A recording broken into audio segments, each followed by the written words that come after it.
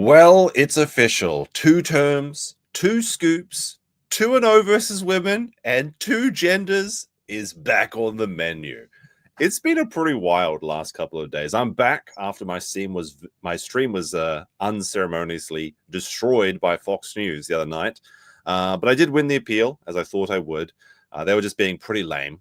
But we're going to go through, do a bit of salt mining, taking a look at what's been happening in the first 20 to 48 hours of Trump's America.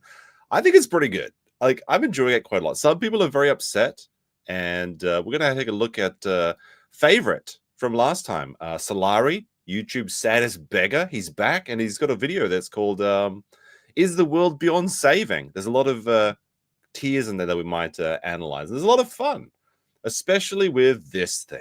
Everyone was freaking out because of this moment. But this one Elon. This one really mattered. Let's see what are you cooking up, Elon? For making it happen. Thank you. This made people, like, the reactions to this was so funny. And look, he knew what he was doing. That's my point of view.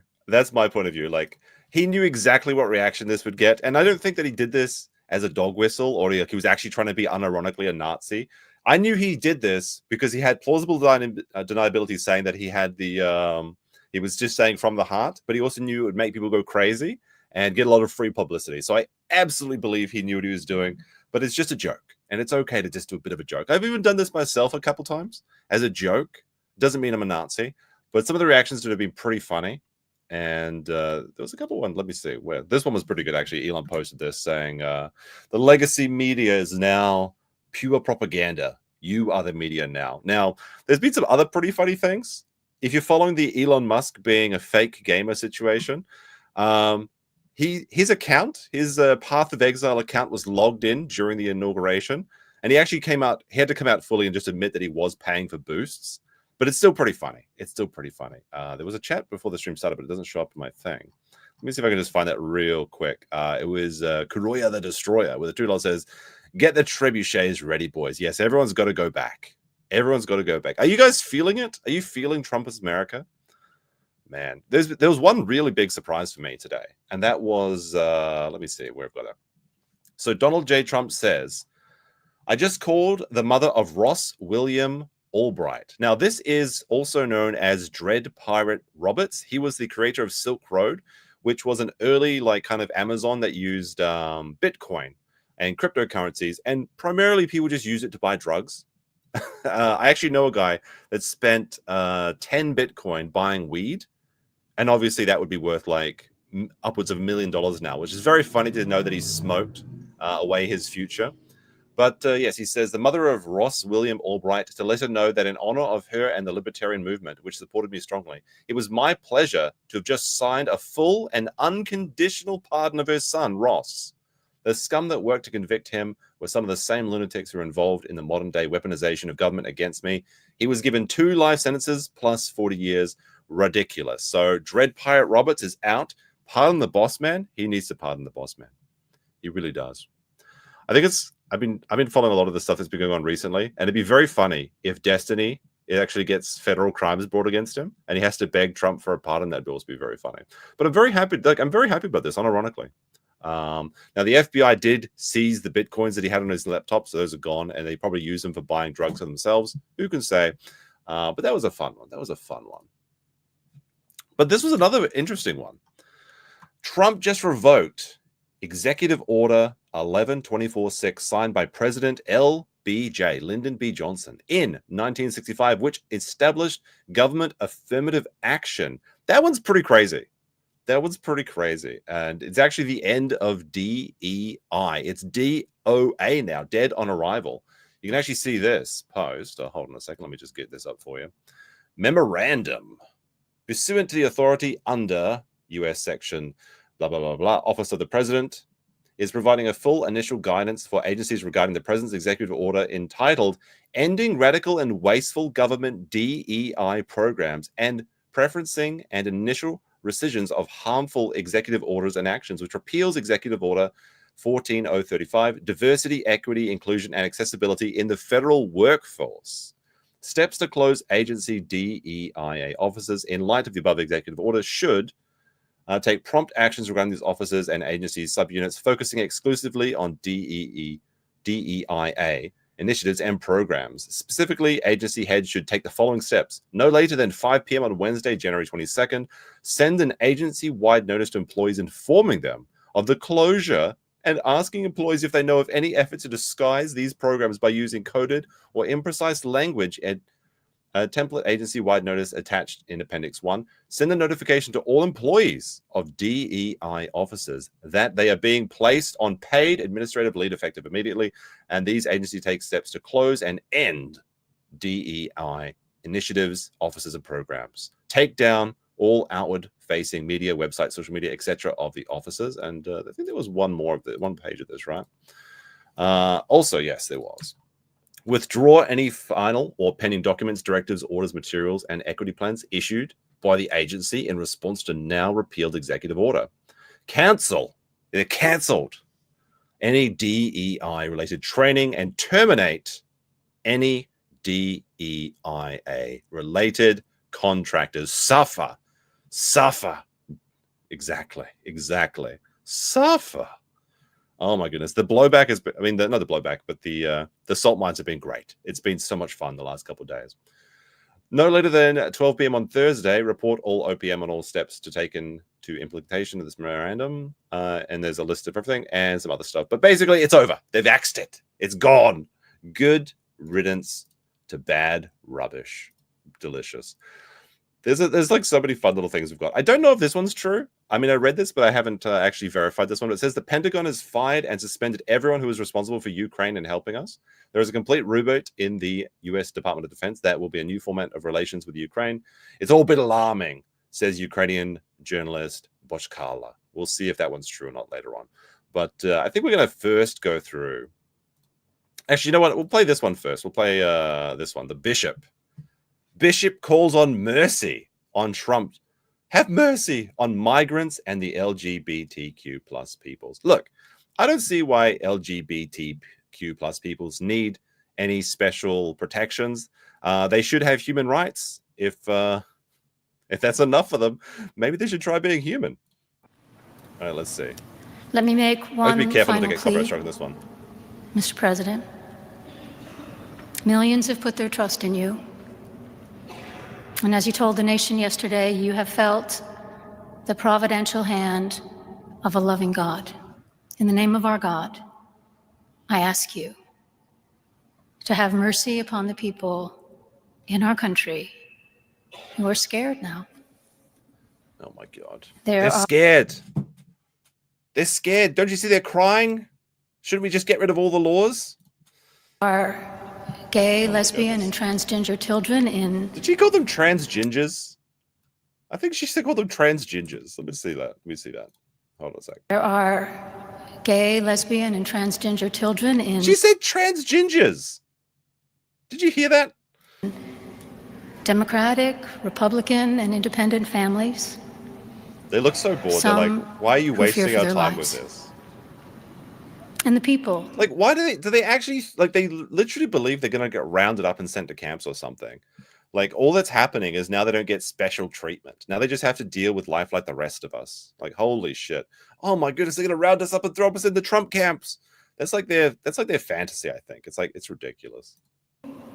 The people who pick our crops and clean our office buildings, who labor in poultry farms and meat packing plants, who wash the dishes after we eat in restaurants and work the night shifts in hospitals, they may not be citizens or have the proper documentation.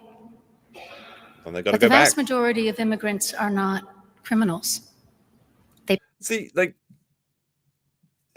that's the problem, is being an illegal immigrant is a crime. So yes, if they're not here with the proper documentation, when I say here, I mean America, because I'm not in America. If they're not there legally, then they are criminals. They're not criminals. Like, what do you mean by that? Then why don't they have proper papers, right? Like, it's kind of crazy. Like, I heard that there was a I don't know if it's confirmed or not, but I heard that they're offering $750 bounty on rounding up illegals.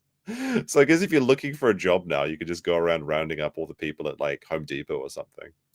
Pay taxes and are good They neighbors. pay taxes? I don't know about that. I'm pressing extra doubt on that one. They are faithful members of our churches and mosques, synagogues, wadara, and temples. I ask you to have mercy, Mr. President, on those in our communities whose children fear that their parents will be taken away, and that you help those I who do are have fleeing proper war papers. zones and persecution in their own lands to find compassion and welcome here. Our God teaches us. If they're really fleeing persecution in their homelands, then surely they could come as a refugee, which is a legal status. You don't just have to sneak into another country because you want to live there. That we are to be merciful to the stranger. For we were all once strangers in this land. May God grant us the strength and courage to honor the dignity of every human being, to speak the truth to one another in love, and walk humbly with each other and our God for the good of all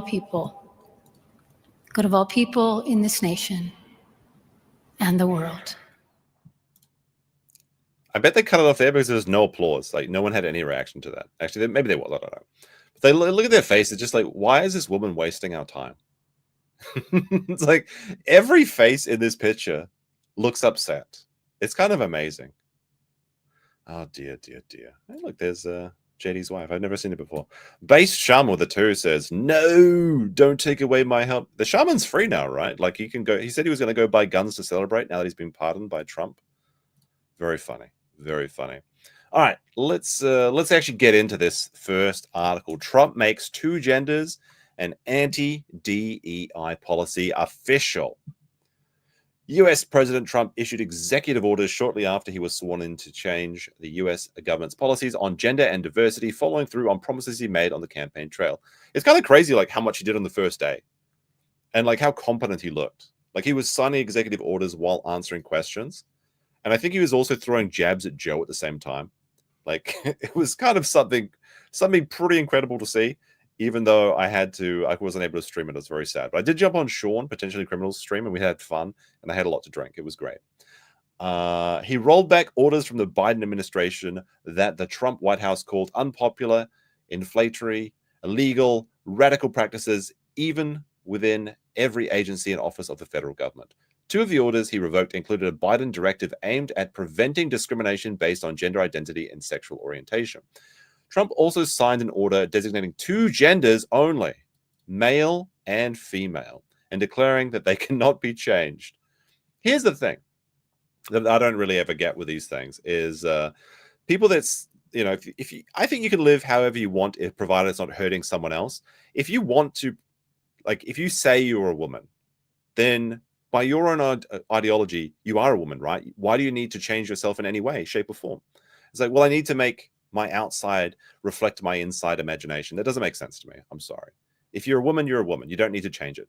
A lot of people are born as ugly women. A lot of people are born as ugly men. Maybe just one of them, right? Maybe just one of them. Who can say?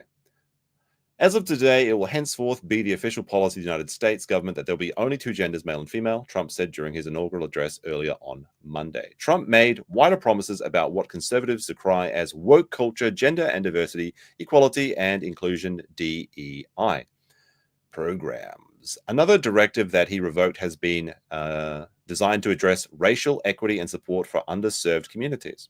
An administration official said on one of the orders would end DEI inside the federal government, cutting funding to DEI programs across all agencies and including a review of offices renamed because of DEI initiatives. Several large US companies have ended or scaled back their DEI programs since Trump was elected, including McDonald's, Walmart, and Facebook parent company Meta. Yeah, Facebook's trying to get in on the conservative grift in a big way. I think they've realized that their audience is a bit older and leans more to the right than it does to the left. Others, like Apple and retailers targeting Costco, publicly defended their existing programs. The Costco guys will be happy about that, I suppose. Actually, the Costco guys are very happy. I actually have this clip lined up because, like, their entire livelihood depends on TikTok, And Trump saved TikTok. So it's very funny that all of the Zoomers have to praise Trump for restoring their TikTok Zooming thing. But here's a message from the TikTok boys. They're from the Costco boys. Let's see what they have to say. Oh, we're so sorry to hear about your brother that passed away. He gets 5 big booms. Boom! Boom! Boom! Boom! Boom! Oh, so sorry. Your brother died in a horrible fire in California. That's a boom, baby. Holy shit. I love those guys. They're so funny. It's such a normie meme, but I like it. I even when I went to Costco like 2 days ago, or was it 2-3 days ago? I even was just walking around saying the double chocolate cookie, even though it doesn't exist in Japan. It's so sad. It's so sad. And they didn't even have check and bakes. I had to have the bulgogi bake, but it was still pretty good. Where was I? DEI supporters see the program as a way to correct lingering discrimination based on race, sexuality, and other characteristics. The idea received renewed attention in the wake of racial justice protests after the murder of Saint George Floyd in 2020. However, the landscape around diversity programs has changed since 2023, when the Supreme U.S. Court banned U.S. universities from considering an applicant's race as part of their admission process. The policy, known as affirmative action, was intended to counteract historic racial and ethnic disparities in higher education.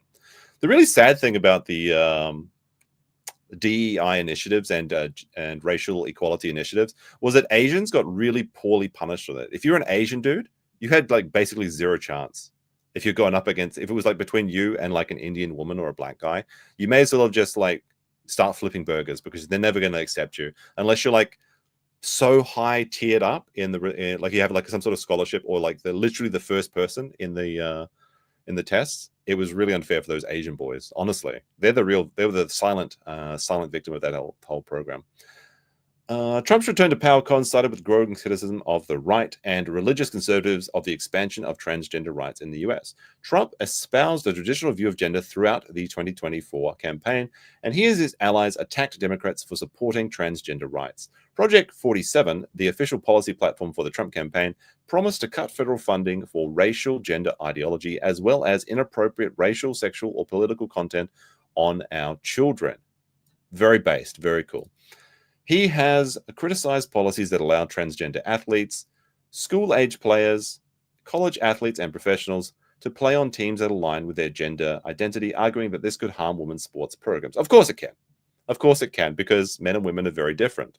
Now, personally, I feel like there's so much doping in professional sports anyway. We might as well just get rid of all barriers and just let people do whatever they want. I want to see some roided up freaks in the Olympics, like that actually like look like Superman or something. That'd be pretty cool to me, I think. Because let's face it, everyone in the Olympics is already on like massive cocktail and doses of performance enhancing drugs, test, human growth hormone, everything. They like to say that it's all natchy, but they're not. They're not. Just forget it. It's impossible.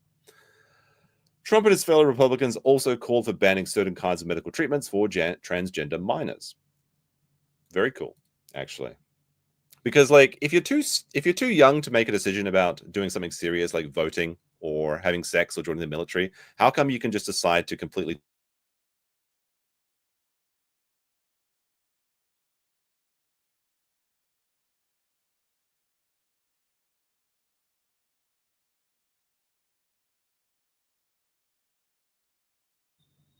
Am I back? Are we back? I got cut off for a second there. They're trying to silence me.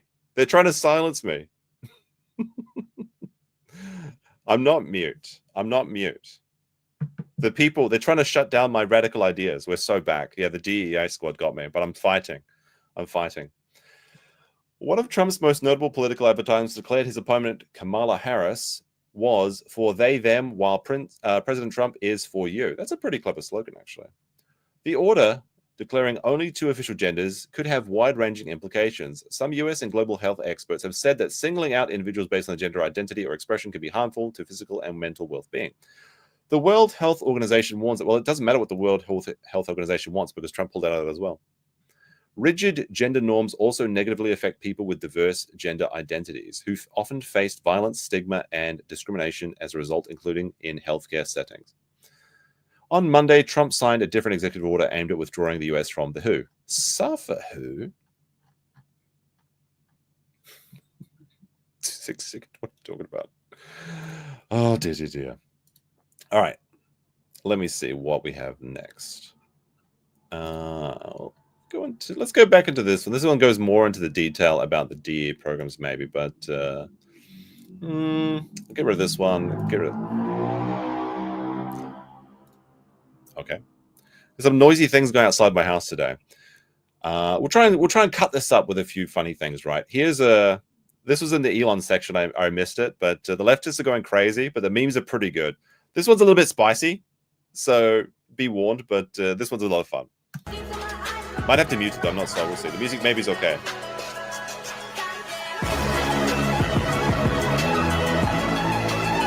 The thing about this meme is that the leftists literally believe that this is actually what's happening right now. The music will get me copyright striked again. But the leftists really believe that this is the world that they live in now. Very funny, very good, very cool. Elon went masked off. He's having fun. He's just having fun. All right, let's see. What do we got? We'll do this one, I think. What is this one? No, we'll do this one, I think. Right. All right. Trump's administration directs all federal diversity, equity, and inclusion employees to be put on leave. Now, they do have leave with pay, so that's one sad thing. But I guess they do, they have to have time to find a new job or something. U.S. Donald Trump, President of the United States administration, moved Tuesday to end affirmative action in federal contracting and directed all federal DEI employees to be put on paid leave and eventually be laid off.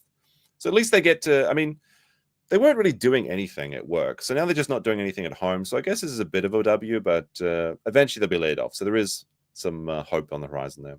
The move follows the executive order Trump signed on his first day, ordering a sweeping dismantling of the U.S. federal government's diversity and inclusion programs that could touch on everything from anti-bias training to funding for minority farmers. I don't know. Oh, no, the minority farm. No, what the fuck are you talking about? Come on now. They'll be fine.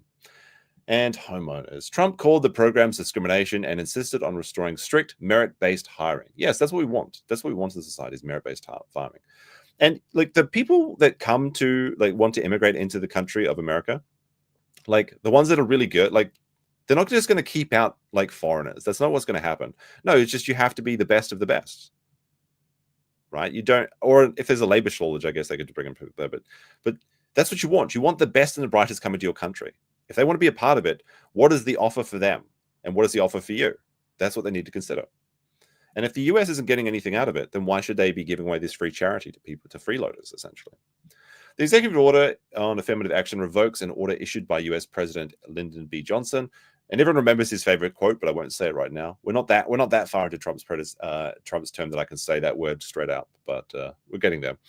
And curtails DEI programs by federal contractors and grant recipients. It is one of the key tools utilized by the Biden administration to promote DEI programs across the private sector, pushing for their federal use contracts is to now eradicate them.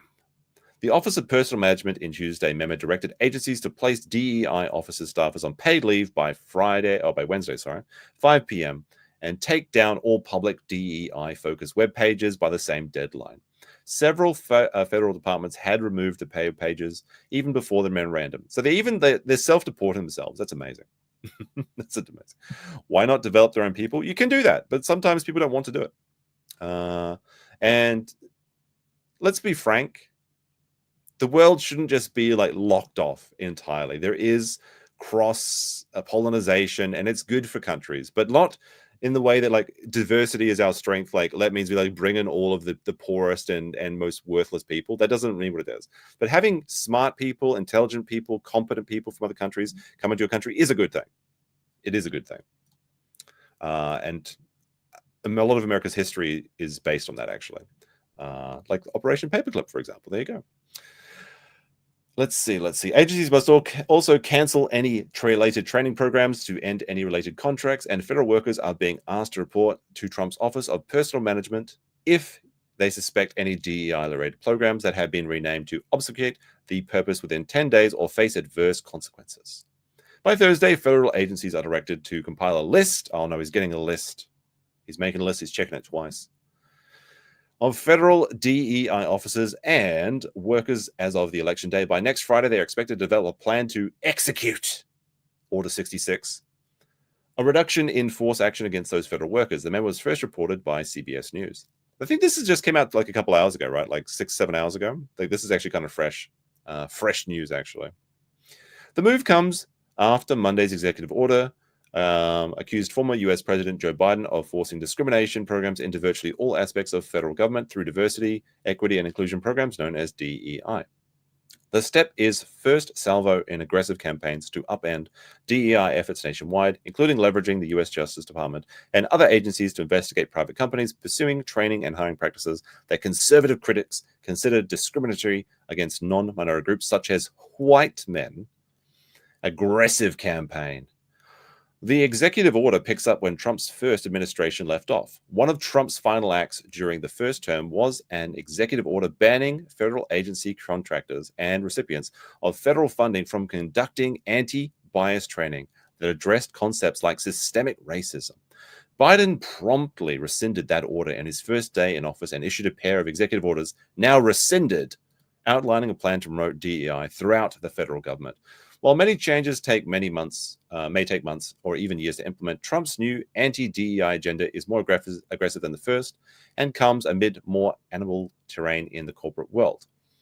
Prominent companies from Facebook to Walmart have already scaled back or ended some of their diversity practices in response to Trump's election and conservative lawsuits backed against them. Oh, what a day. What a day. Now, let's see. I think we'll check in. We'll check in with... We'll check in with someone that's not having a good time. I've got two people here, two sides of a coin. We've got one guy that's having a great day and one guy that's having a bad guy. And that's the fan favorite from one episode. I received a lot of comments and messages saying that they enjoyed seeing some fresh material. So let's check in with Salari, the world's saddest YouTuber. Now, we did check out 2 of his videos on the last stream. We watched Addicted to Outrage, Why You Love Being Angry, and also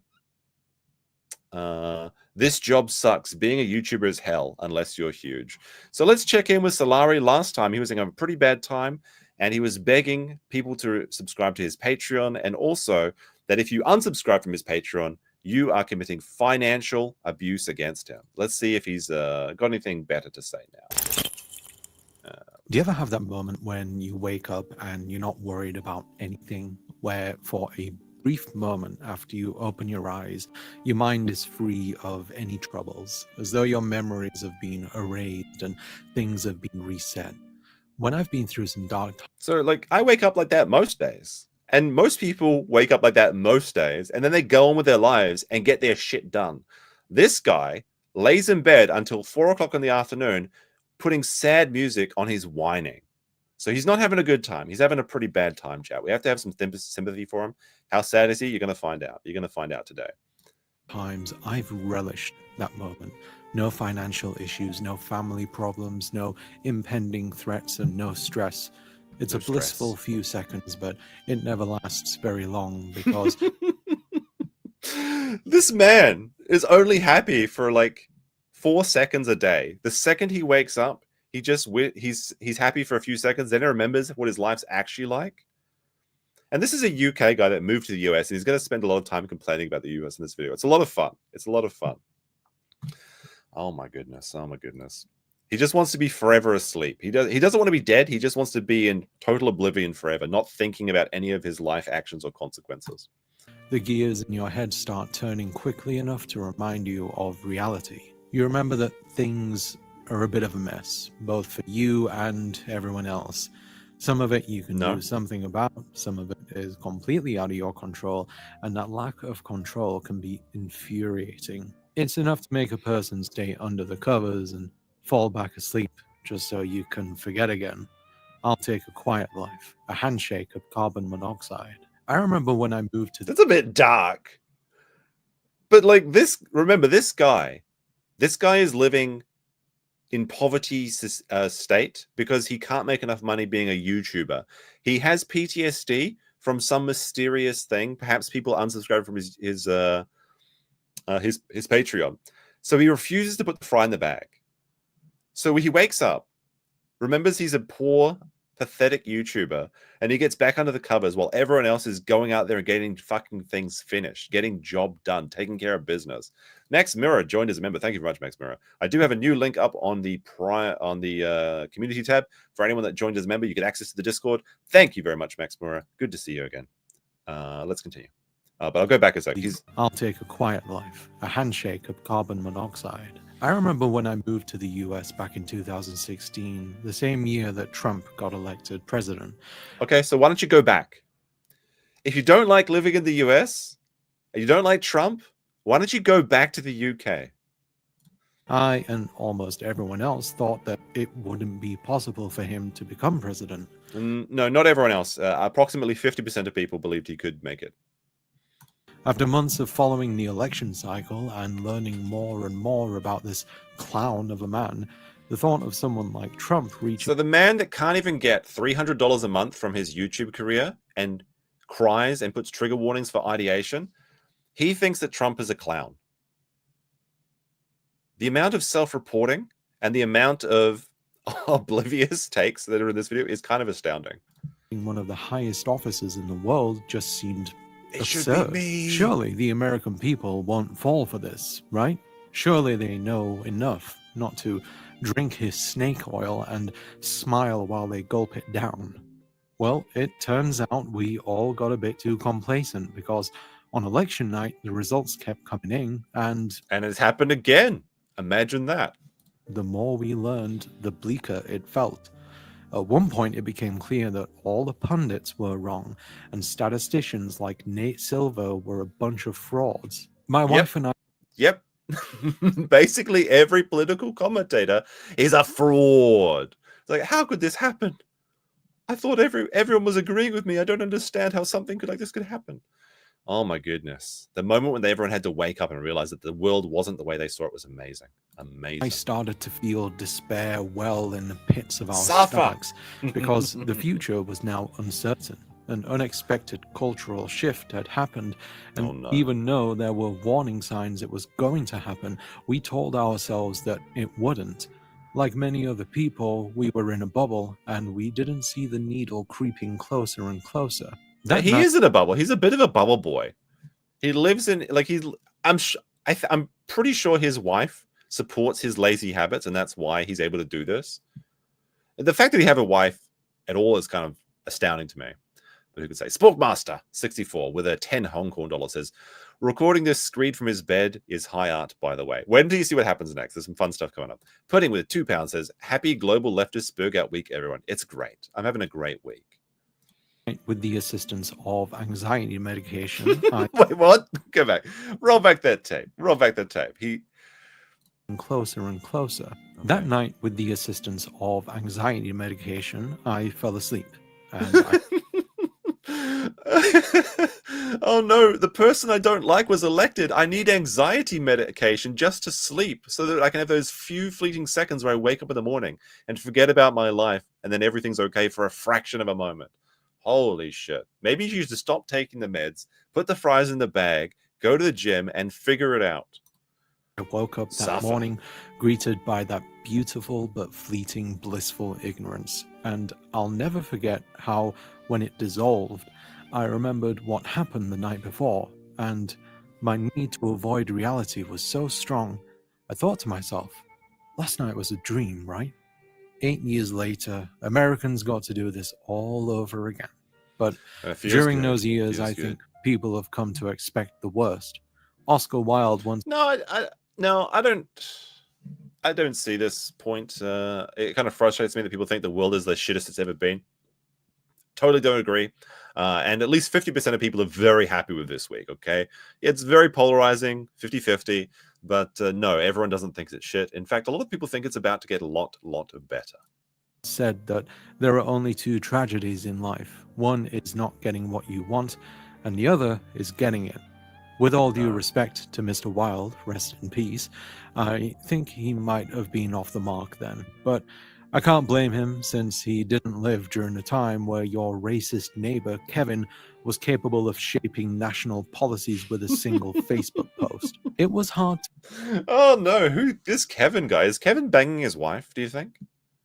racist neighbor Kevin can shape geopolitics by shit posting on Facebook. Base Kevin. I want to know who Kevin is.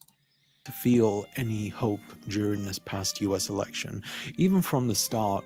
I remember when the first debate was aired and the second-hand embarrassment I felt from watching two geriatric sundowning men, Biden and Trump, constantly stumbling over their words and thoughts, incapable of... I think, like, Trump did say some pretty silly things. I'm not going to say that he didn't, but I don't think he ever really fumbled over his words.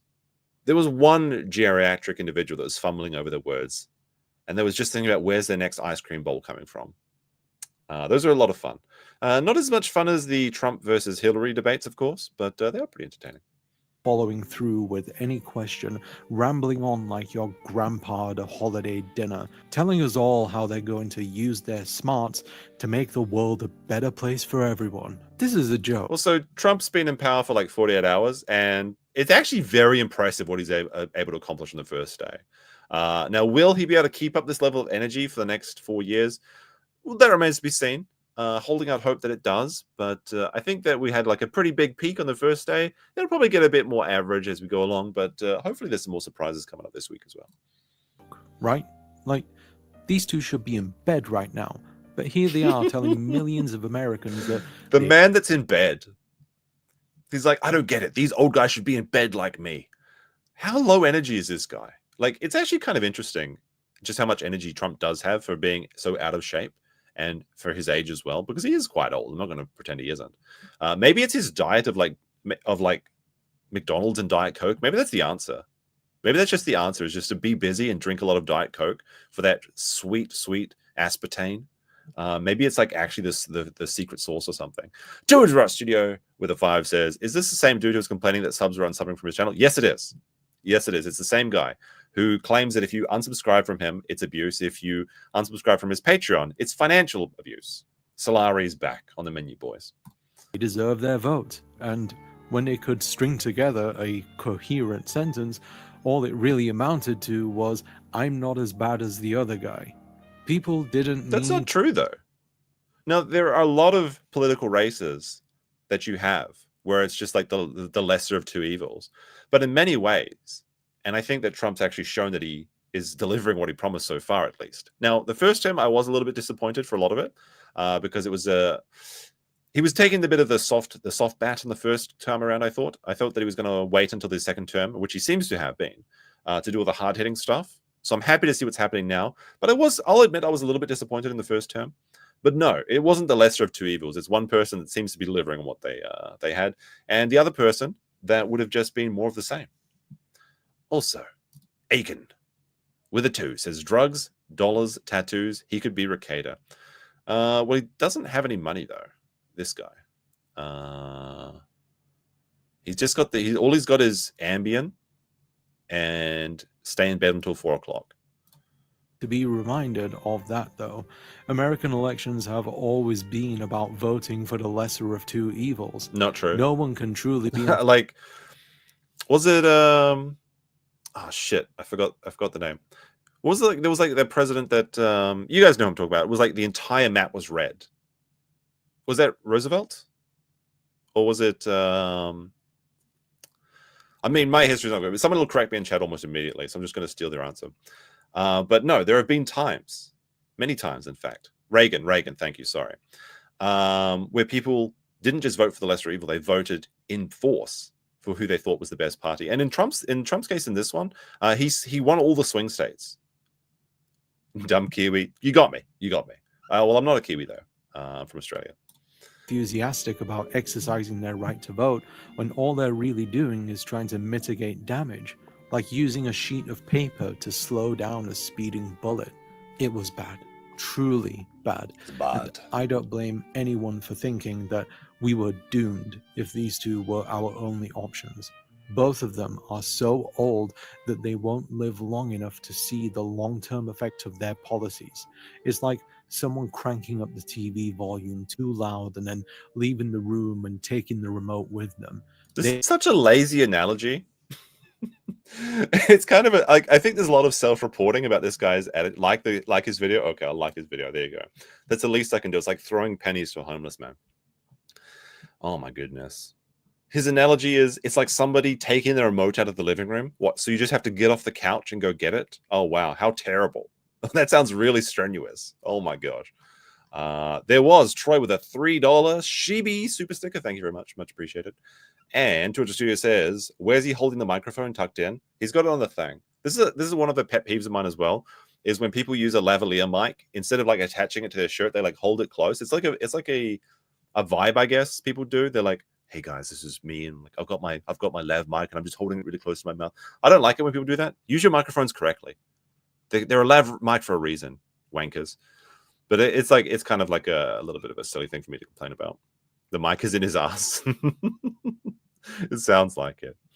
Aspen Formula 2 says, nothing is less evil than genocide by Joe. And there we go. Let's continue. You don't have to stick around, but now you've got to get up off your ass and fix the problem.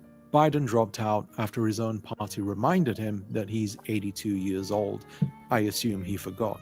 And suggested that he spends his twilight years watching Wheel of Fortune and Law and Order reruns. I kind of like that idea. I think that like Sleepy Joe just, enjoying Wheel of Fortune is like kind of I'm okay with that. I have a lot of problems with Biden, but he gets to enjoy it to be an old man now, I guess.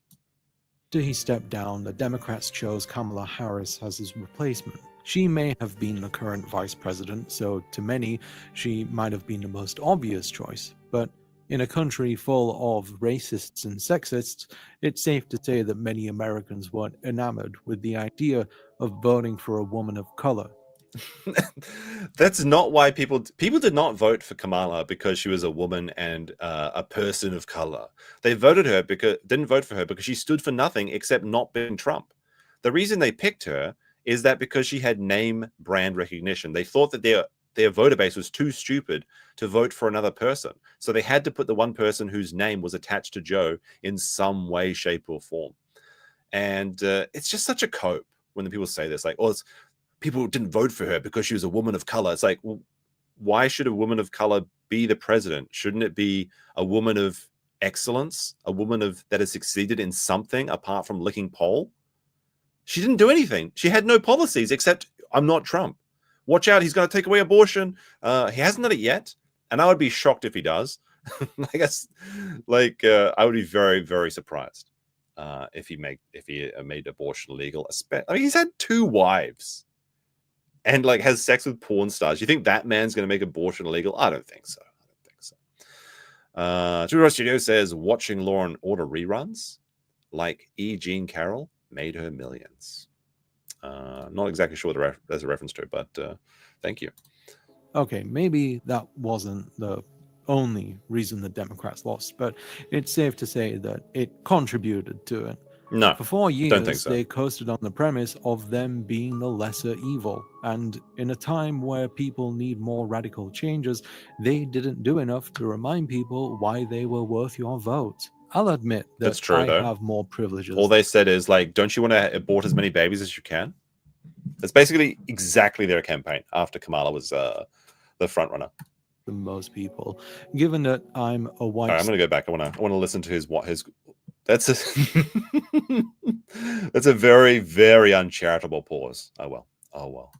I'll admit that I have more privileges than most people, given that I'm. That's the thing. He doesn't. A YouTuber that makes $300 a month actually doesn't have that much privileges. The privilege he does have is being married to a wife, a dommy mommy that takes care of him, apparently. Because that is a privilege. Because he gets to lay in bed until 4 p.m. A white-skinned man, but all I really got out of their tenure was 4 years of waking up each morning without having to see what new acts Trump's circus was bringing to town.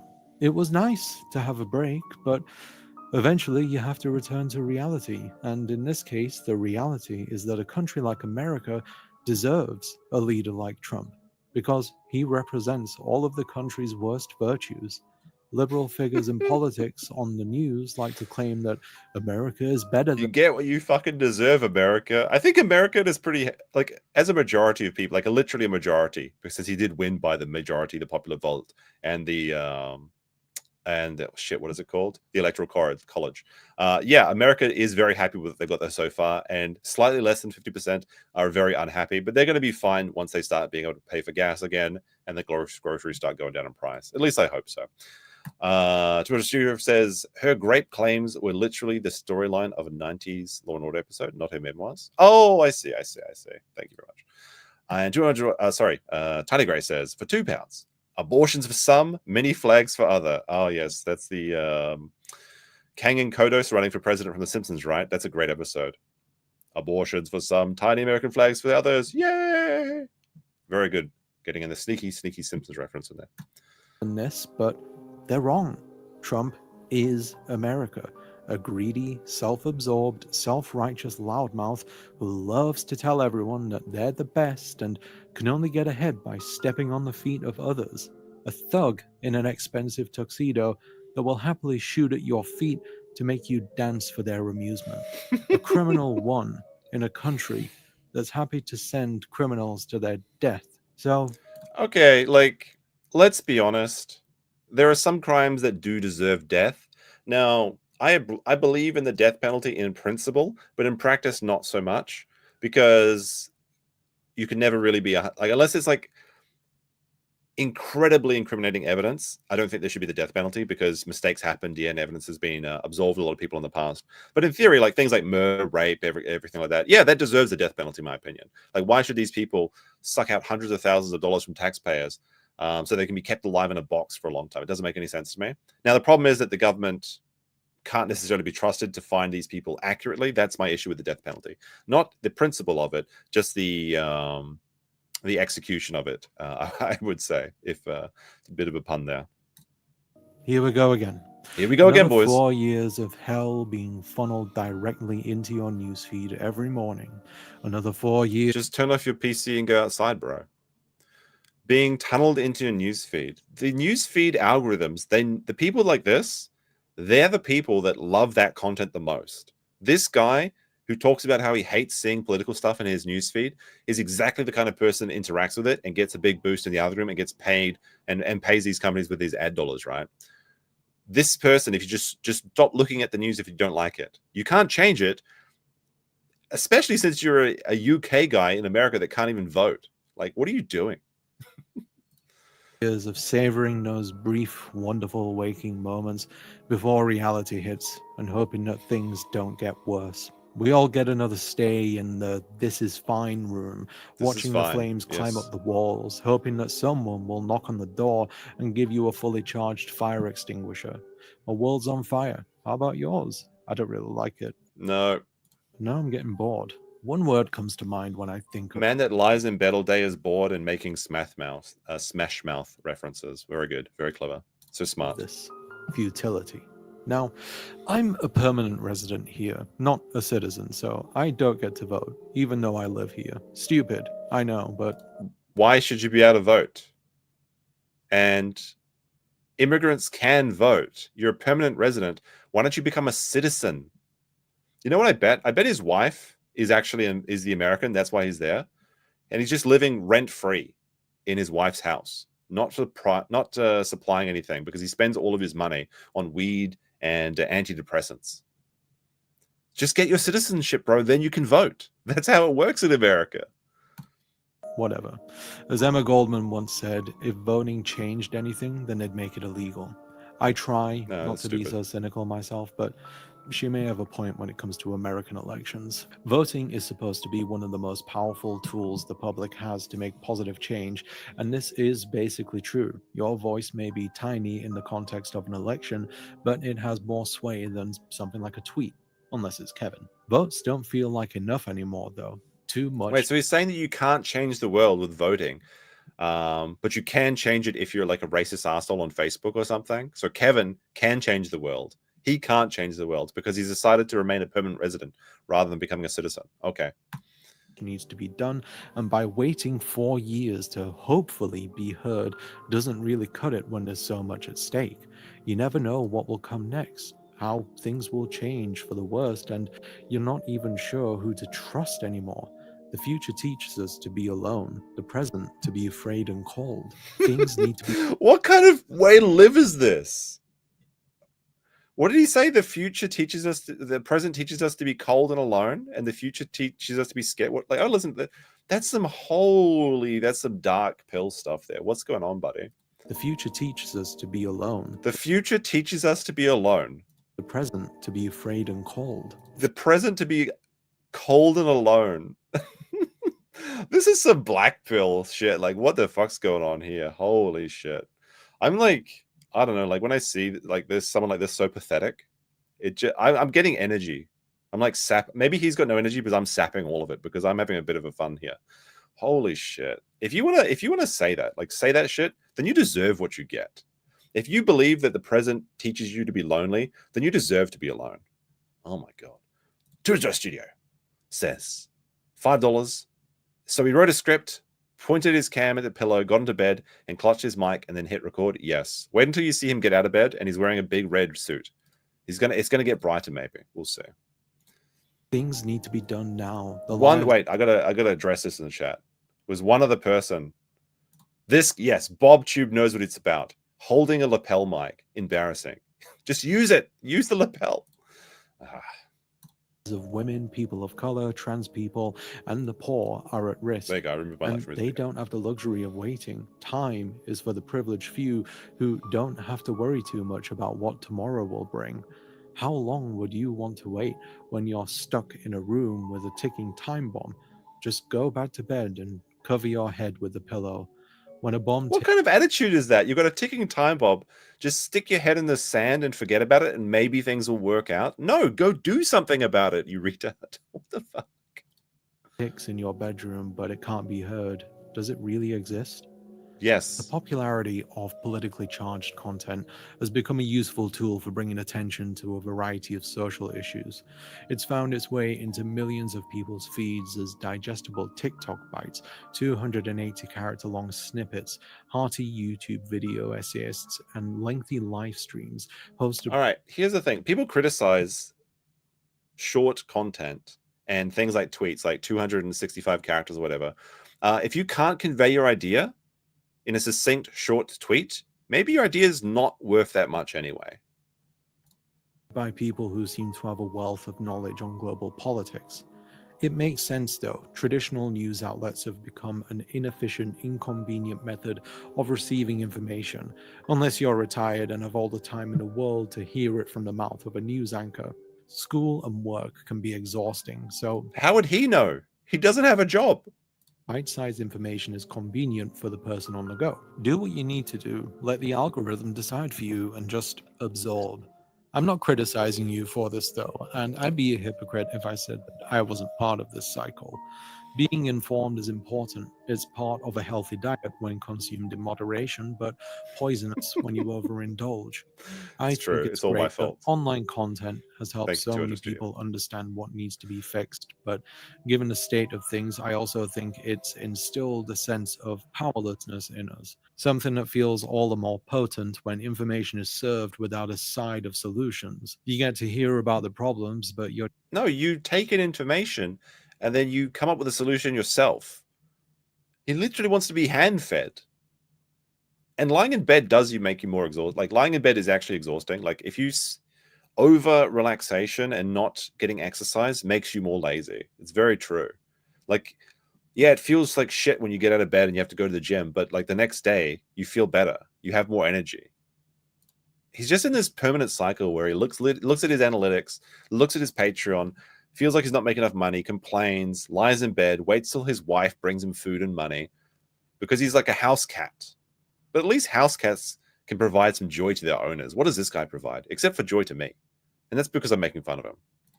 Just left there aimless, desperate to right the wrongs of the world, angry at how it got this bad. Despite all your rage, you're still just a rat in a cage. Oh my God. Somewhere along the way, though, people started believing that the act of consuming content and spreading it around is the same as taking action. That if something This is such a self-report saying that people start to think that sharing content, liking videos and stuff is actual social activism. That's because that's what he does. He thinks that by liking tweets or retweeting or changing his profile picture to be the French flag or some shit makes a difference in the world, instead of going out there and doing something. gets in front of enough eyes and ears, then surely something will change, and that the collective power of the internet will inspire something good to happen. It's an admirable effort for sure, but that's not how the internet works. That's not how the way the world works. Algorithms are designed to make you feel like a powerful, well-informed, highly engaged individual No, whose actions they're not actually designed to do that at all. They're just designed to make you consume as much as possible. It doesn't make you feel empowered. It doesn't make you feel smart.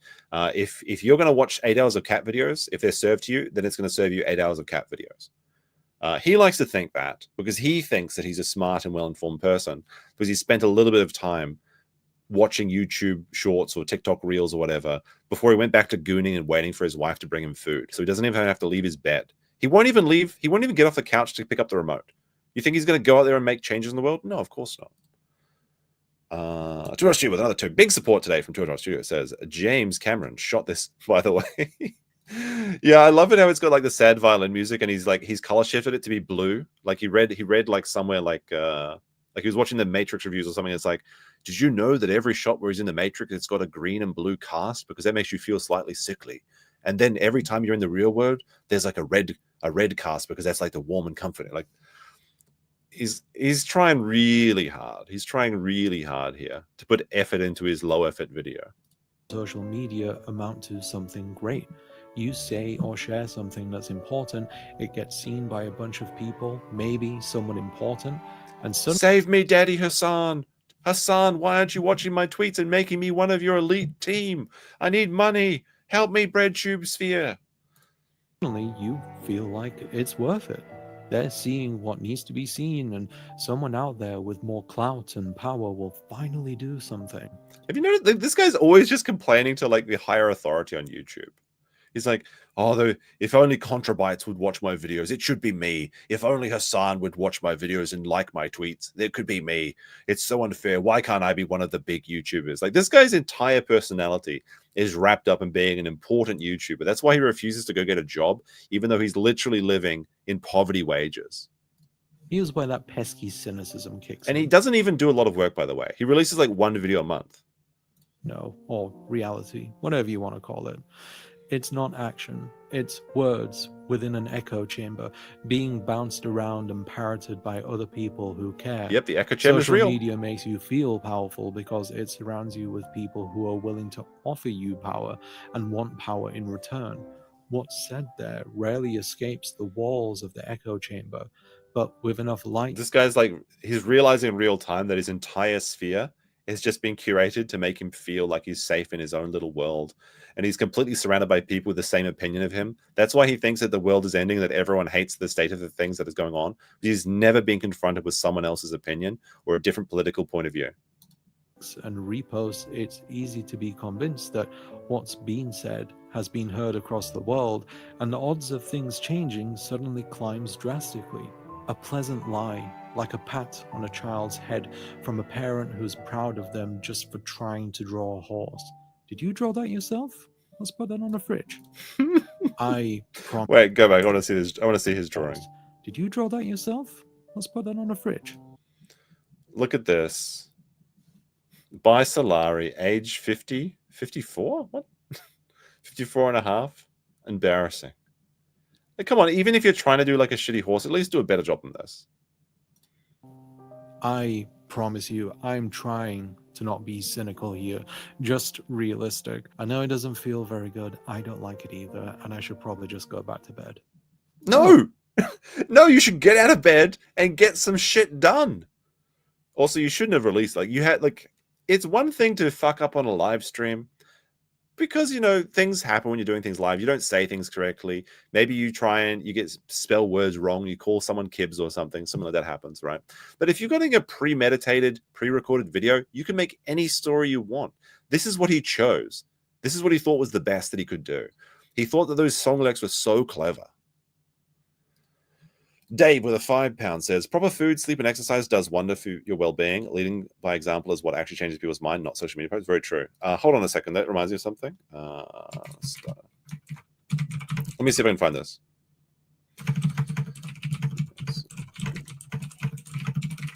That reminds me of one of my favorite starter post packs.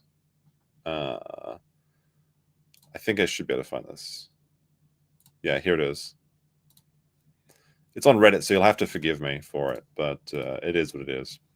It's the damn, why do I feel so good all the time starter pack? And you can see there's no TikTok, Netflix, weed, Instagram, Pornhub, Coke, Reddit, going exercising, eating vegetables, sleep, spending time with friends, exercising. This is just true.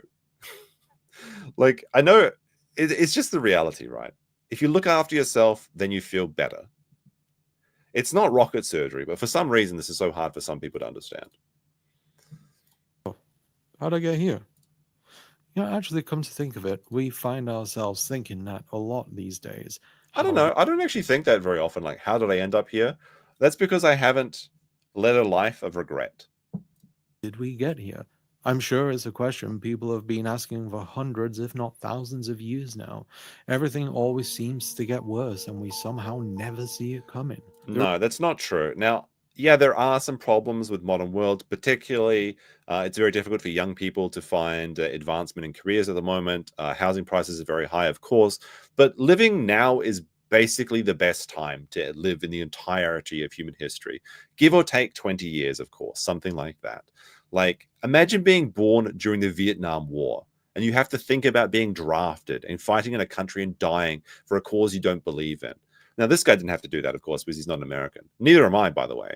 But, like, that's a terrifying idea. And it's much worse than, like, his life is so good. He gets to lie in bed all day and make complaints on YouTube. And he's complaining about being in a terrible time of life. Like, I'm sorry, are you going to die from the Black Death? Do you have to worry about actually just getting dysentery and dying on the Oregon Trail? No, you don't. The fattest people, the poorest people today are the fattest people. Like, we live in such a level of excess. Like, the poorest among us live like kings from the past. It's honestly, I know a lot of people don't disagree with my take, but this is the best time to live in the entirety of all human history, and it only gets better. It only gets better. Scumbag Josh with a $5 says this video is the embodiment of the song "Last Resort" by Papa Roach. Indeed. And Sporkmaster with another 10 Hong Kongian dollars says this guy say nothing and the ability, nothing to say and the ability to say it. Very true. Very true. There are so many brilliant minds out there who are able to properly analyze the present and the past, but times being what they are, it's become impossible to predict what comes next. So the best we can do now is react or watch other people react to stuff so we can make some sense of things. That's all he does. He just watches reaction videos all day. It's like, well, I guess I can't predict the fucking future, so I'll just watch react videos all day. I'll just react to the stimulus that's immediately being presented to me.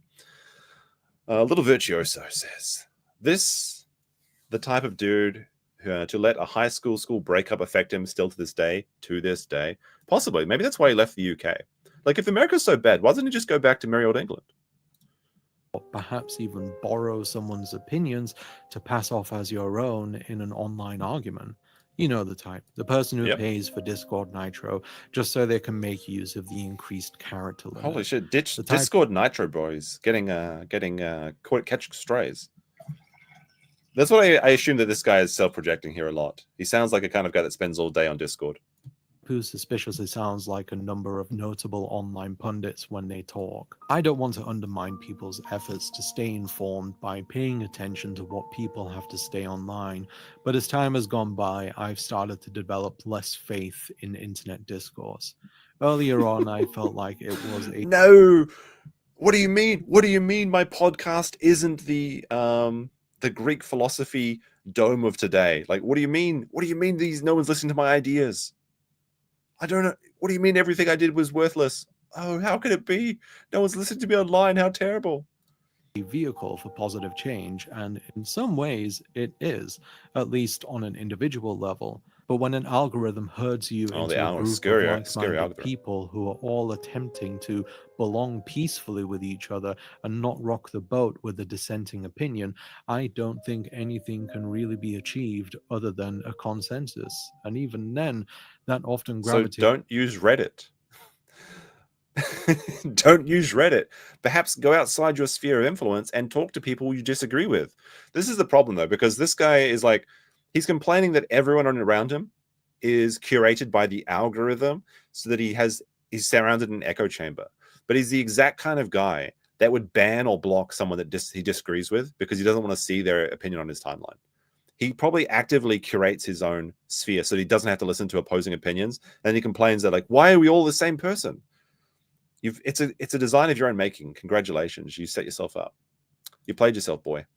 Sol on the Lich with an ARS 50. Where is that from? I don't know. Drumpf is a bully. Yeah, the bully that just stopped 2 Tard fights. So terrible. Please bully harder.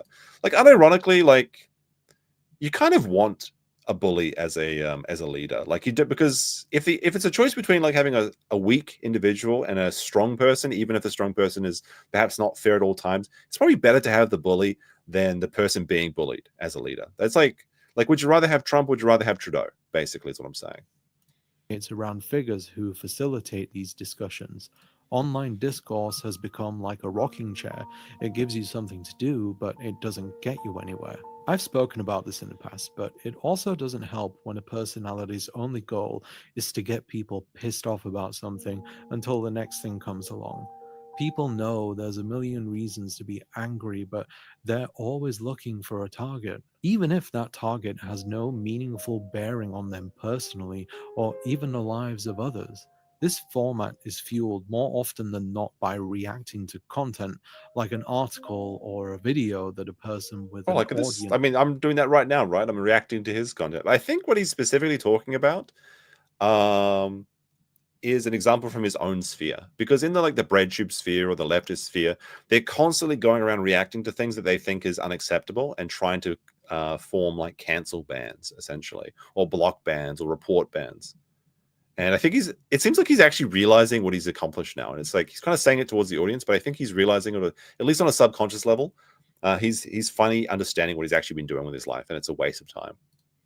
Believes will rile up their followers enough to eventually come back for another dose, get them angry, Another and dose send of them on their depressing. way to unleash that anger via tweets and comments. Sometimes it's successful, sometimes it isn't, but when it is, someone else with an audience sees it and decides to start feasting on the sloppy seconds, trying their true. best YouTube to slop- keep the slop spark feed. of anger alive, aspiring to outdo the outrage generated by their predecessor. Once they've chewed up that anger and regurgitated it into the ears of their minions, they send them off with renewed vigor. Travel to social media, my minions. Why is Aaron catching strays on this video? Come on now. Poor Aaron. Total slop fest. It is. It's a bit of a slop fest tonight, but it's all right. It's all right. It is what it is. We're having fun. Fight the good fight. Use your precious time on this earth to harass a stranger on the internet. Make your parents proud. Still, there are people. I'm being called out, I guess. I'm using my precious time on this earth to harass a stranger, apparently. True, but I'm having a good time. And what is it like that comic like? Where it's like he's getting sad, but I'm getting happier. So the net benefit of the world is that there's a net increase in happiness. So it's okay, right? There with genuinely noble intentions, and I won't belittle their efforts to make the world a better place. It's the people who see real injustice and want others to share their concerns and fears. They want to be heard even though everything they say in real life falls on deaf ears, and they absolutely do deserve to be heard. It's some more self-reporting. Like this is what he's saying is he wants to be heard. He desperately is trying to be heard, but nobody's listening, except for me, apparently. I just think that at this point we need to do more than just talk. Words are just air, or data in this case. Action is what matters, and social media has made people forget this. Obviously, not everyone out there is in a position where they're able to get out there and make a change. I accept that. And if this is you, then I'm not criticizing you. Your limitations are valid, and that should be recognized as such. No, he's only criticizing you if you unsubscribe from his Patreon, because that's financial domination and abuse.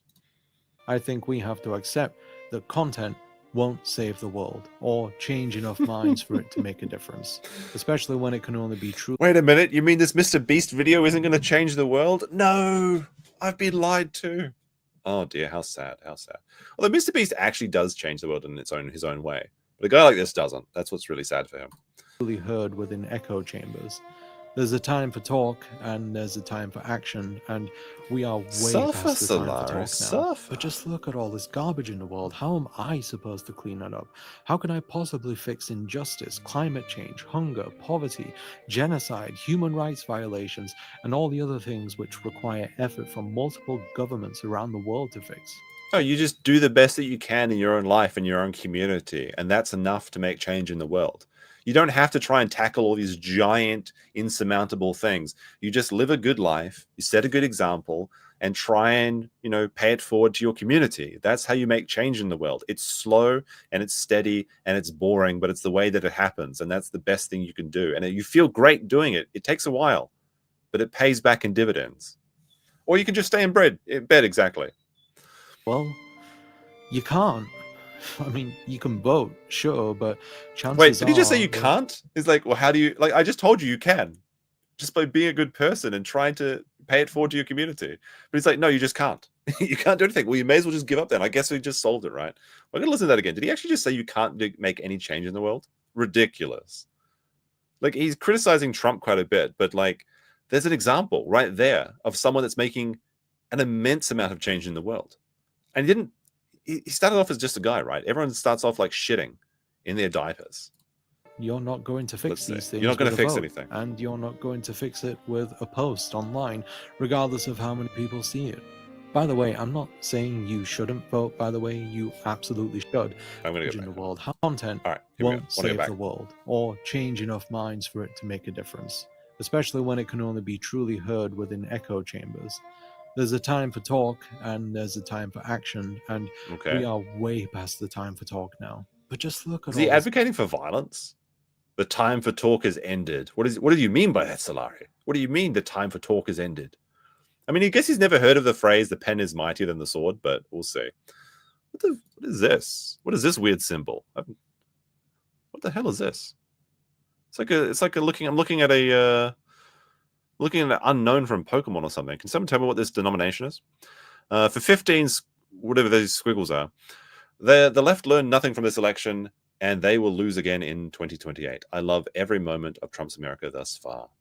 Very good. It's Trump coin. Okay, thank you. It's Thai? No, Thai baht, really? Okay, well, thank you, Thai bros, if that's true. garbage in the world. How am I supposed to clean that up? How can I possibly It's fix Greek, I don't know. injustice, climate change, hunger, poverty, Yes, the pen is genocide, mightier. human rights violations, and all the other things which require effort from multiple governments around the world to fix? Well, you can't. Okay, you can't fix anything, guys. Just give up. Just fucking give up. Let's just wait. Let's just lie in bed, order Uber Eats, and just wait till the inevitable heat death of the universe. Let's just fucking give up. I mean, you can vote, sure, but chances are that you're not going to fix these things with a vote. And Except people voted Trump in, and there's an immense amount of things changing on day one. So it seems like that actually isn't true. When you vote for somebody with convictions, that actually is going to change something.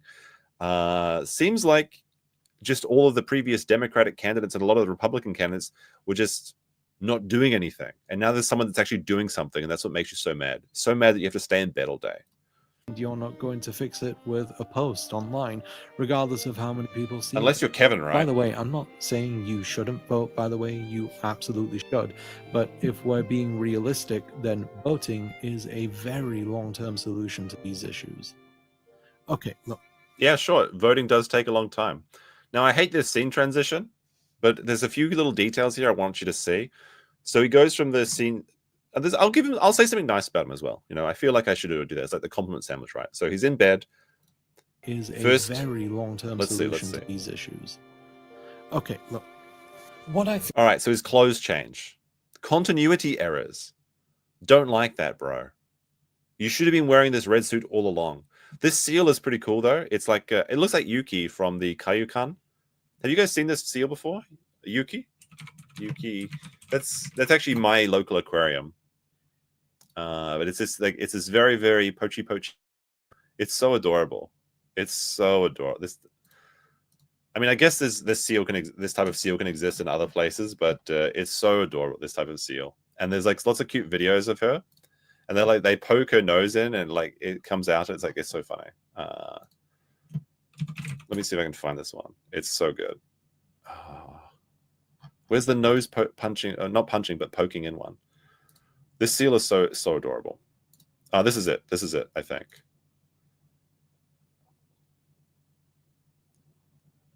All right, let's see. I'm not sure if this is the actual video I was hoping for, but it says, I visited the real Yuki and bought my mini Yuki to see her. Let's see. This is a person going to the Kaiyukan in Osaka. So I've actually seen Yuki in person. This is like Japan's answer to Mudang. This seal is so adorable. Look at her. Look at her. Oh. And they poke her nose in and stuff, and it's so cute. Let's see. Are they going to do it? Oh, they put a little toy. That's so cute. Mudang 1. Yeah, Mudang 1. These seals, like, their heads just, like, they can become perfect balls. It's so great.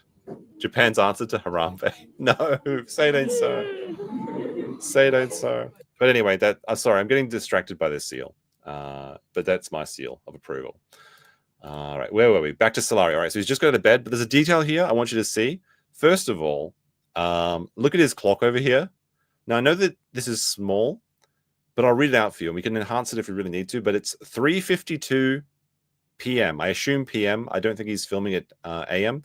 because his wife's not in the bed. Maybe they sleep in separate beds. I don't know, but I'm going to assume she's at work, and he's recording his YouTube video at almost 4 o'clock in the afternoon, which is fine. You can work at any time as a YouTuber, but if you think if you're going to work for your own schedule, maybe get a start a bit earlier in the day.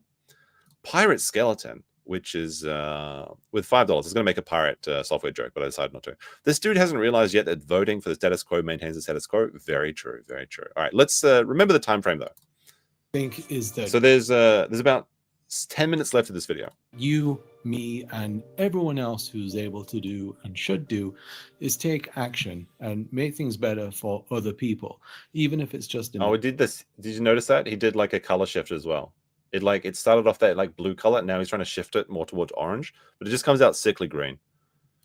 Tiniest of ways on the tiniest of levels. I live in a large city, and practically every time I drive somewhere, I see someone on the side of the road asking for money. They have no home, no food, and more than likely no place to sleep. Now, even though I mean, they're sleeping outside, so they have a place to sleep. No, it's very sad that they're homeless.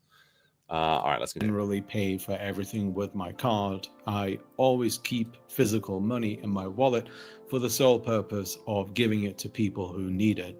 My wife and I aren't exactly wealthy by any means, so we're not in a position where we can hand out $20 bills every time we need to pick up some eggs. Like giving money to the homeless, while it's nice in theory, it doesn't really help them because they're just going to use it to go buy booze. And if you can't have enough to even feed your own house first, you probably shouldn't be giving money out. I mean, it's a nice thing in theory, but the reality is that they're just using it to buy booze or drugs. But it's something. Now, I'm not trying to pat myself on the back here. But yes, you are. The reason I started doing this is because to feel better I about yourself. Bear to see how unhoused people were treated by the general public. Unhoused people? Wouldn't want to offend any of the homeless people watching on their smartphones. They're either treated terribly by some arsehole in a luxury car, or the cops get called to take them away because they're bringing. Wait, what is this? What is this fan fiction? Like he's like, they're treated horribly by people in luxury cars. Like what? I've never seen someone in a luxury car drive past and abuse homeless people. That's like evil Patrick Bateman fan fiction, I think. Like maybe it's happened once in history. I'm sure everything's happened once in history, right? But like he's making up this story where like the rich evil people are just driving past in their luxury Lamborghinis or some shit, pulling over, beating up homeless people, and then getting back in their car while he, the poor destitute YouTuber, is handing out the little money that he has so that they can go get buzzed while like cheap wine or something. down the vibe near the 7-Eleven. When I was in the UK recently, I saw Maybe you should an have stayed there. unhoused person on the high street, and right there next to him was a woman who was just talking to him. I wasn't able to eavesdrop nice. much, but she asked him how he was, if he had any health issues, and if he had somewhere to stay that night. I may have helped out a couple of people by giving them a few dollars to buy some food, but They didn't buy food, they bought booze. And you realize that he's realizing in real time that the woman who was actually willing to talk to these people and offer them to help them in some way did so much more for him, and it didn't cost her anything. Like, he just wants to be able to throw a couple dollars and feel good about himself, because it's not about helping the homeless. It's about making himself feel better, because helping the homeless actually requires sacrifice, like working, like taking them to his kitchen, a soup kitchen, like feeding them yourself, trying to find them employment, things like that. It takes a lot of effort, and it's hard. It's not easy. So he sees this woman who's actually trying to help them, who's generally trying to do something to get them a better situation rather than just feel good about herself. And he has this cognitive dissonance where he realizes he's being a piece of shit. Because he thought that if he could just buy them one more can of beer, then maybe he would be a good person, but it doesn't make you a good person. it made what I do seem so half-hearted by comparison. Exactly. I don't know what came of that conversation, but he didn't even bother to stay. He saw a woman doing some real effort, and he didn't even have time to see how it resolved. Or he didn't go over there and say, "Hey, can I help too?" He's like, "Well, I've got to get back to bed, so I'll get back on Discord, so I can play Overwatch with the bros, because they need their Discord kitten to support them." Dear, oh dear, oh dear. Blazy with a $5 says, if Nick and Aaron are in a burning building, do you save Nick, save B, have a drink at Stoney's with Sean? Well, out of those options, it's absolutely have a drink at Stoney's with Sean. If it was just save Nick or save Aaron, was it save? I assume you say save Nick, and it's like option A is save Nick, then B is save Nick as well. If I had to save one well, no, I'm just gonna go to Stoney's. I'm not even gonna think about it. Stoney's with Sean is absolutely the answer there. Don't simp for homeless people. They get kicked out of shelters. Don't you simp for homeless people? They get kicked out of shelters for starting fights, destroying property, stealing and selling drugs. They're awful. The reality is that most homeless people are homeless for mental health problems, not for poverty problems. So if you give them money, it doesn't really help them anyway. Changing their lifestyle is very, very difficult. Of course, there are some exceptions, and do actually sacrificing, like this woman in his story did, to help them is a very virtuous thing. I can would say that it's very something to be proud of. But just giving them money is like a short-term solution that doesn't help. It's exactly the saying of like, give a man a fish or teach a man to fish, and that's what he's doing. He's giving them fish, but actually what he's doing is giving them booze money. And Aram Amin with 20,000 IDR says, what kind of financial abuse is this? It's the best kind of financial abuse, because he's not getting any money from this video. This beautiful small gesture of showing compassion. It's not a small gesture, by the way. A human being who desperately really needed it really resonated with me. When I looked at my feeds online later that day and saw so he literally didn't stick around because he had to go home and check his online presence. Dozens of people arguing about some politics and talking about what could be done to fix things and who's to blame, while sharing links of different articles to back up what they're saying. It all just felt very small compared to that one woman asking another human being whether they were okay and if they needed help. I think that's what we need more of. I don't think people should put on blinders and completely ignore what's happening in the world, but I do think we need to rethink what counts as positive change. The world is in such a horrible state, and the worse it gets, the more ineffectual we feel. Think of the world like it's a vase. It drops once, but it doesn't look so bad, so you glue it back together, but it keeps getting knocked down over and over again, and each time it becomes harder to fix. So eventually you stop fixing it and spend your time looking for someone to blame, figuring out why they keep smashing it, and whether there's any... Maybe he should stop spending money on stock footage and start saving and investing that money instead. Are you okay? Oh dear. The world is like a vase. It keeps breaking and breaking, and then it gets too hard to fix, so you just let it be destroyed. No, there are plenty of beautiful, wonderful places in the world you can visit today. It's not as bad as people seem, and it's going to be fine going forward. Sure, bad things happen, but a lot of good things happen too. That's just the way that life works. Oh my God, the world is broken beyond repair. Look, the world will be fine. It was here before or after us. It is going to be just fine. Feasible way for it to be fixed again.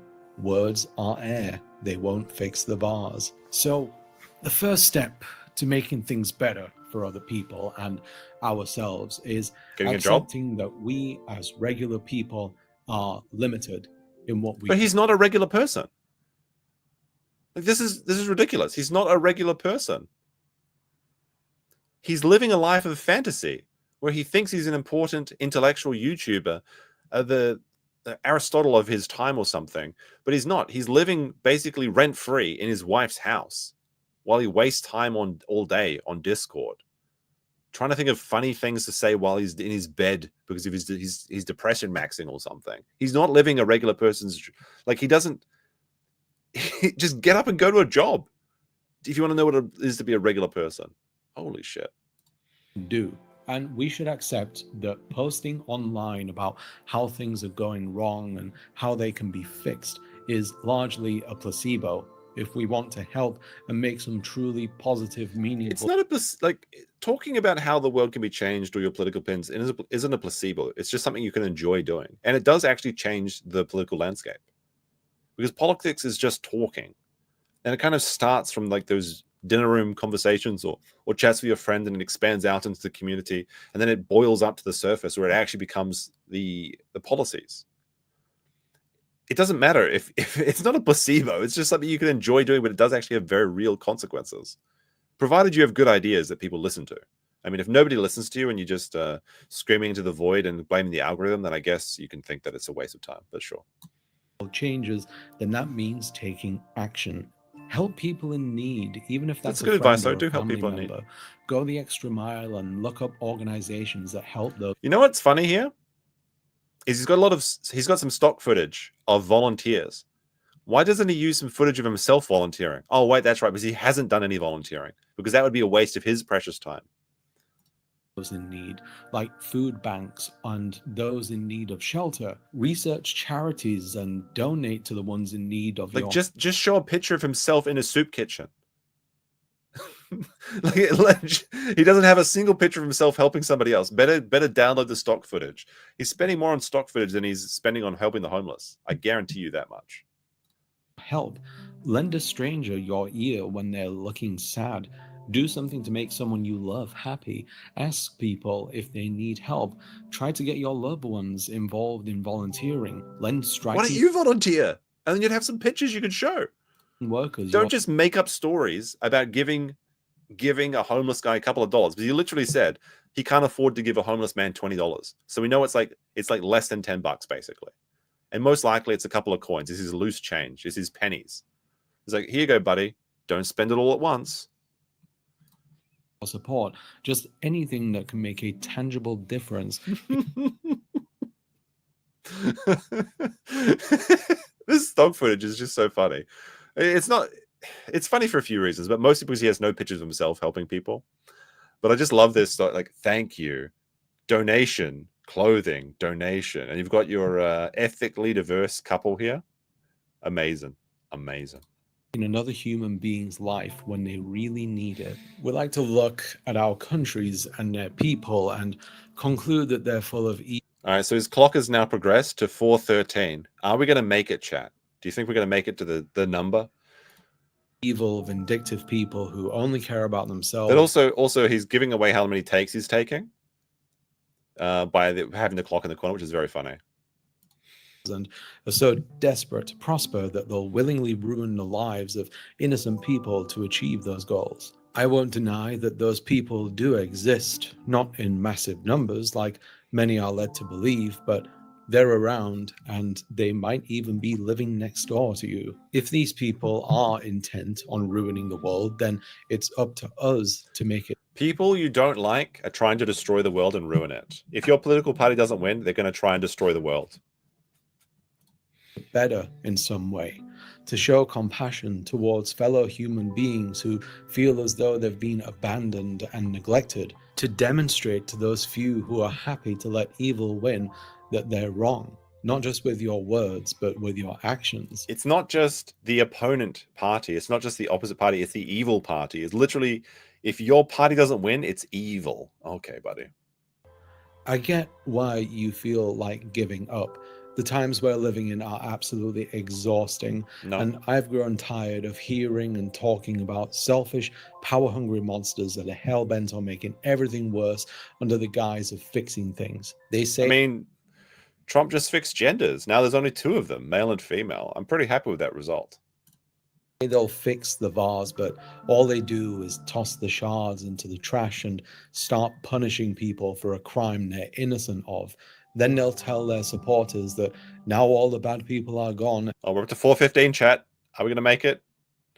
Everything will work out fine, even though the vase is now gone.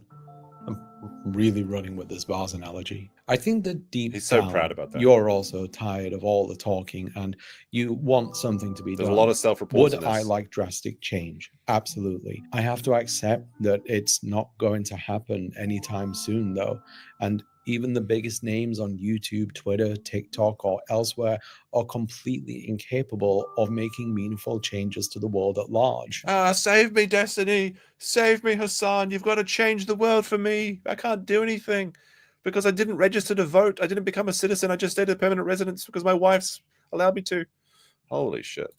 They're just people on the internet, and even phony philanthropy that gets tens of millions of views isn't enough to inspire change, regardless. Tens of millions of views is absolutely enough to inspire change in the world.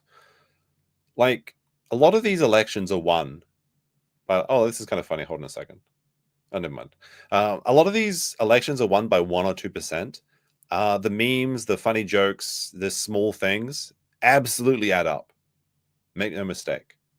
Of how many free homes they give to delivery drivers who definitely won't be able to afford the property taxes on them. Mr. Beast, with your phony smile, please. It should be me. You rat, Mr. Beast. Being successful, how dare you? I think Mr. Beast does pay the property taxes when he gives someone a house. If they do, I'm not sure, but that's kind of... A lot of people do that. It's like Oprah typically was the one that didn't pay the tax on the cars, right? She gave away. So it was like a bill she was handing out to all of the people. But like, you can have... There's absolutely criticism for Mr. Beast, but at least he's gone out there and actually built fucking wells in Africa. What have you done? Put on your suit and gone to bed. Whenever you get the chance, do a little good. It may seem pointless in the grand scheme of things, but if you can't make change on the macro level, you can at the very least try to change things on the micro level. Changes on the micro level affect the macro level. Does this man not even understand cause and effect? It's all connected. It's an ecosystem. Holy shit. Worth making someone else's life better, even if they're a complete stranger. Kindness can be infectious, and that person that you helped might go on to help someone else. The world is unbearably harsh, even at the best of times, and kindness requires...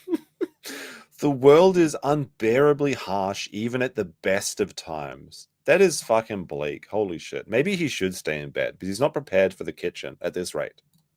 More effort than 418. anger or indifference, but it's totally worth it.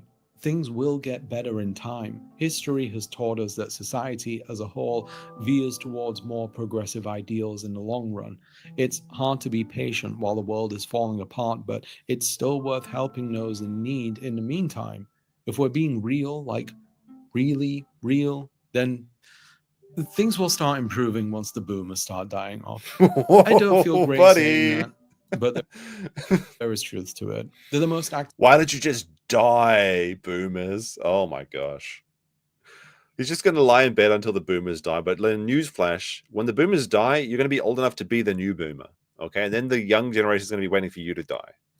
Votes in the world, despite millennials being the largest voting bloc in history. But it's difficult for younger people to get out there and vote for change when their leadership options are so terrible and they barely have any free time thanks to all the overly demanding employers out there.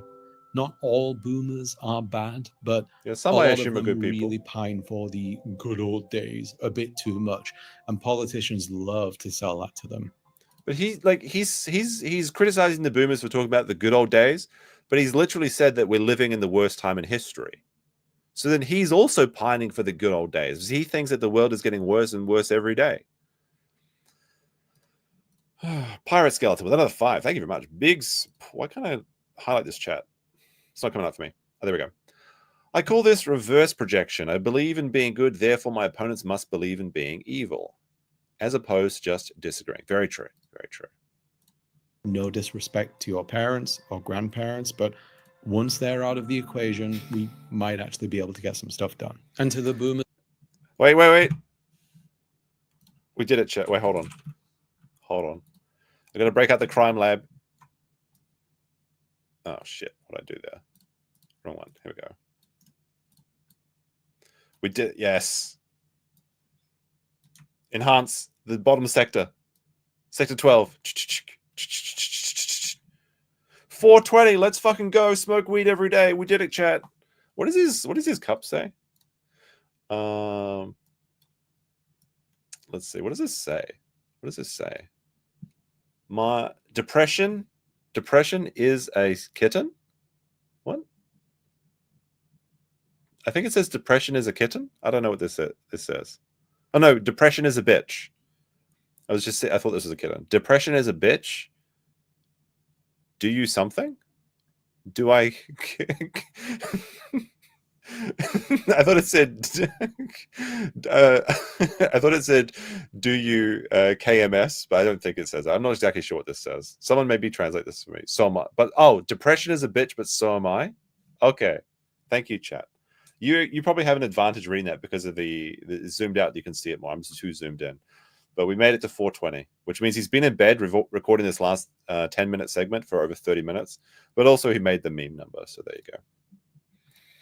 In my life who are watching this, I'm not referring to you, and I hope you live forever. The world will get better, even if it doesn't feel like it will. But we can't just wait for it while there's so much left to be done. Then why are you in bed? Go do something. Get busy. It's 3 minutes have passed since that last segment. If you have other suggestions for ways in which people can help, then please leave them in the comments for others to see. But in the meantime, hey, look, I can't get out of bed and do anything. So why don't you leave your suggestions in the comment on how we can change the world, chat? Oh my God. So lazy. Time. He can't even think for himself. And be kind. Thanks for watching. Don't forget to do the like, do the sub, and do the comment so you can give the algorithm some delicious, succulent engagement. Ooh. All right, let's have a look how his Patreon's doing. Does anyone remember how much he had last week when we checked in on him? Let's see. He's currently getting on Patreon. He's gone up 1 member. I remember it was at 169 before. So he's increased by 1 member since last week. And he's now earning $328 a month, which I think is exactly the same as he had last week. People saying he's gone down. So he lost some big payers, but he gained back a couple of people that were paying smaller amounts. Oh no. Say it ain't so, Salari. He has 100,000 subscribers, by the way. If you agree with Salari's takes, or you want to go enjoy a little bit of Schadenfreude at his expense, you can go over to Salari. He's got 116,000 subscribers, but he's suffering out there. He's struggling. He's got a 4-hour episode. Like, you can't even get this thing right. Like, holy shit. Like, this is so lazy. Look at this. 4 hours of Salari essays, the 2024 collection. But it's like, it's not even 4 hours. It's 3 hours and 54 minutes. Like, when he said working from home, you can make your own hours, it doesn't mean you get to literally make them up. If it says 4 hours, it better be fucking over 4 hours. Unbelievable. That's just lazy. But what should I be? I shouldn't be surprised. Oh dear. I love these Salari videos. Like, it's like a new gold mine for me. I think there's untapped potential. I haven't seen his Magnus opus yet, which was his video about Japan. Why are the Japanese so lonely? It got over 1 million views. So what happened in his career is he did one video that did really well. Well, actually, he did a couple of good videos. Right? He did this BoJack Horseman video, and it got almost 800,000 views. But if you get a lot of success very early on, it kind of tricks you into thinking you can make an actual career of it. And then when you don't get any of the views again in the future, now you're struggling. Like his latest videos are like barely over to peak over. Looks like he's struggling to reach over 30,000 views per video. And I think per month, yeah, he doesn't even get 30,000 views a month. That's rough. That's rough, bro. He's lost 1,000 views, 1,000 subscribers since he put out his depression video.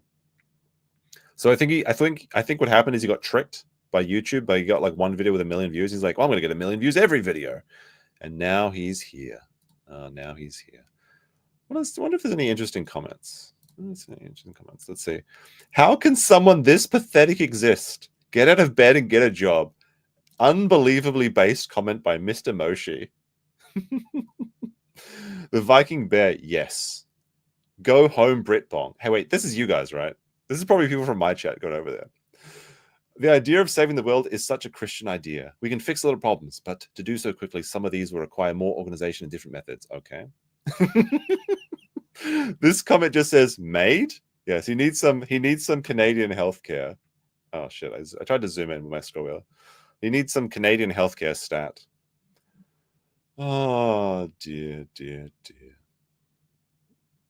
Elon Space Karen Mux just did a blatant Nazi Heil Hitler salute. Outrageous. This is exactly how the Nazis came to do all the atrocities, the Holocaust, all of it. Most Germans don't like it, but kept quiet and did nothing. This is beyond outrageous. We can't just stand by and do nothing. Oh my goodness. Oh, he got a $2 super thanks. That's nice. He didn't even heart the comment. Like whenever someone gives me a super thanks on my videos, I always heart and respond to it. I'm going to like this person because they gave money to him, even though he doesn't deserve it. But this is the same as like giving a couple bucks to the homeless man. And Salari's just going to spend this on booze and more depression medication so he can have 1 moment of sleep and joy. Let me see if there's anything else fun here. That was a fun one, actually. I really enjoyed that. Let me see. You always show up when we need your wisdom the most. Oh, that's nice. Some people do like him. Is the world beyond saving? Yes. And this person responds, answering yes to that question makes it true. Very true. This person knows what they're talking about. Oh my goodness. Those are the news comments. What are the top comments, I wonder? I assume that he does have people that like him, right? Let's see. In the good old days, that's boomers long for just being young. Having worked with them for a few years, my biggest takeaway that it's important to not become bitter. That's very true. You shouldn't become bitter. All right. We might check in on Salari in the future. It was a lot of fun. All right. We'll go back to some more Trump stuff, I guess, chat. Unless it's something you guys want to do instead, we'll have to say.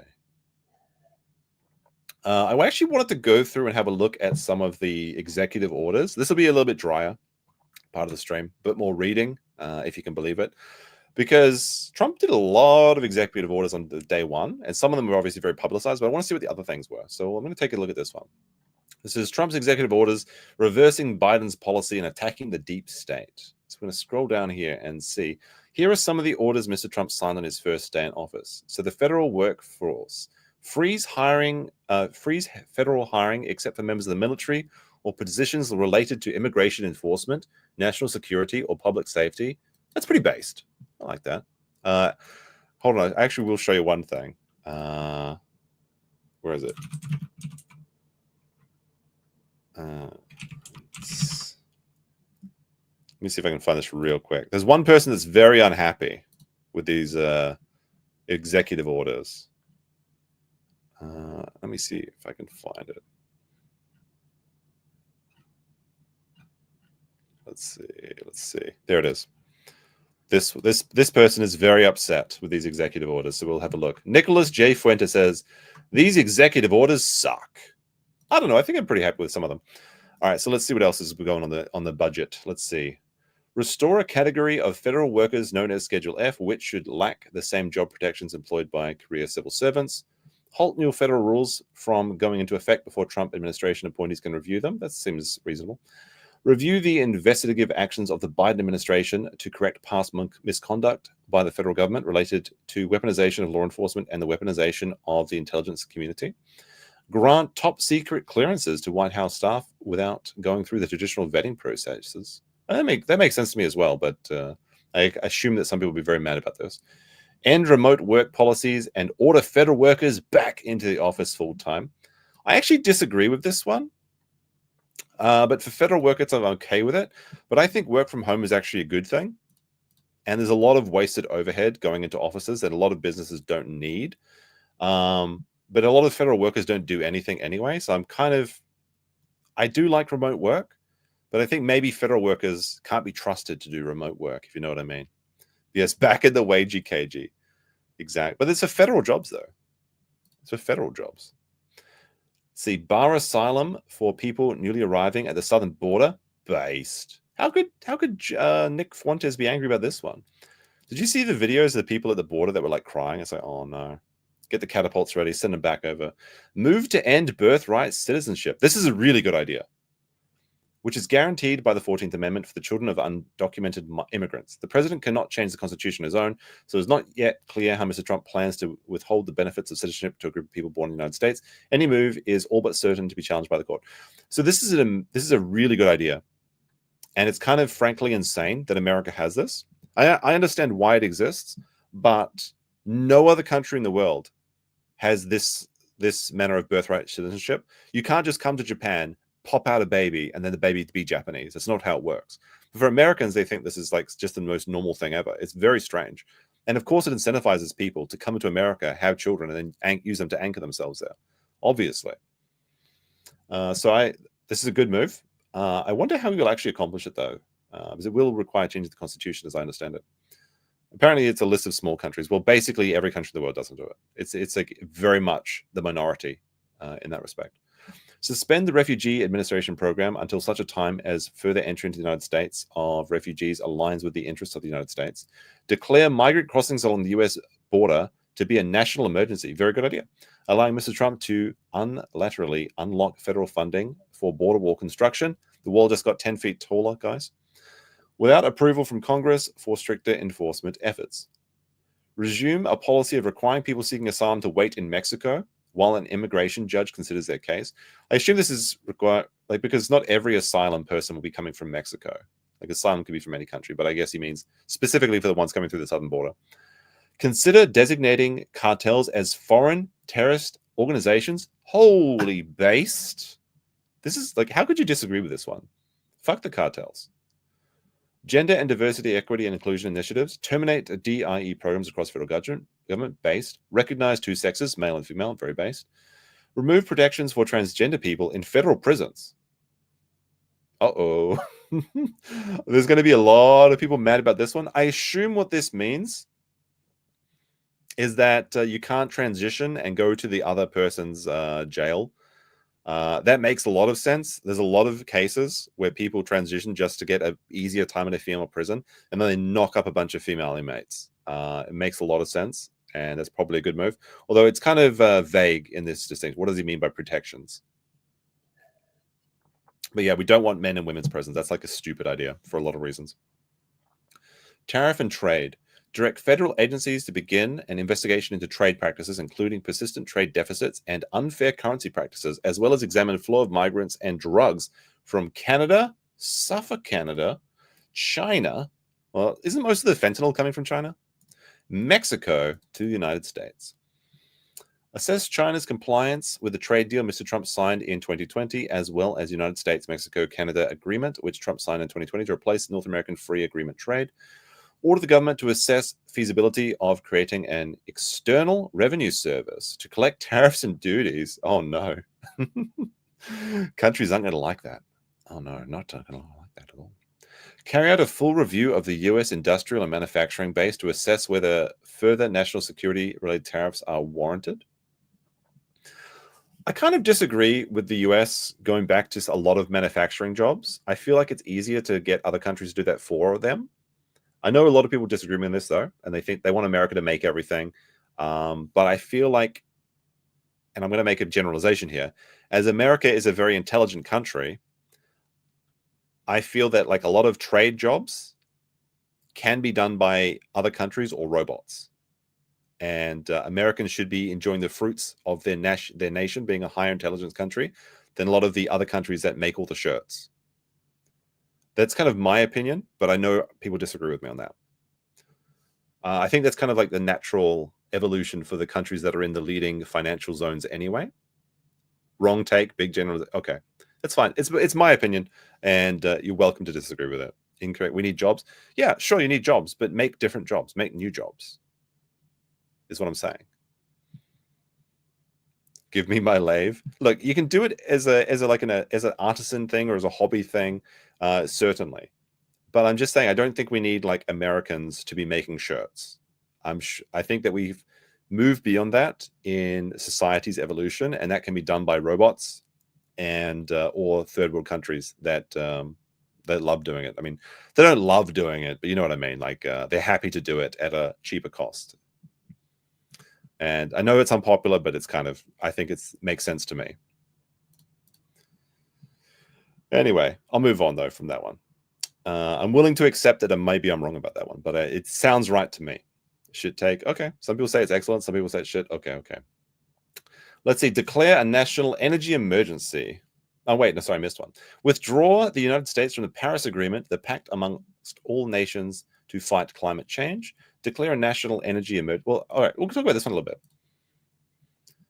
It's pointless to be in these agreements if China and India are polluting way more than we are. Like, it's a fool's game to try and save the world from pollution if you're having these rogue nations that can destroy the ozone layer with one factory. And that's exactly what China did with CFC gases, destroying the ozone layer. If you remember, back when I was a child, this is a big thing, because in Australia in particular and New Zealand, like that area, is where the CFC gases congregated and destroyed and created a hole in the ozone layer. And the ozone layer, as I understand it, is only a couple of millimeters thick. It's a very fragile thing.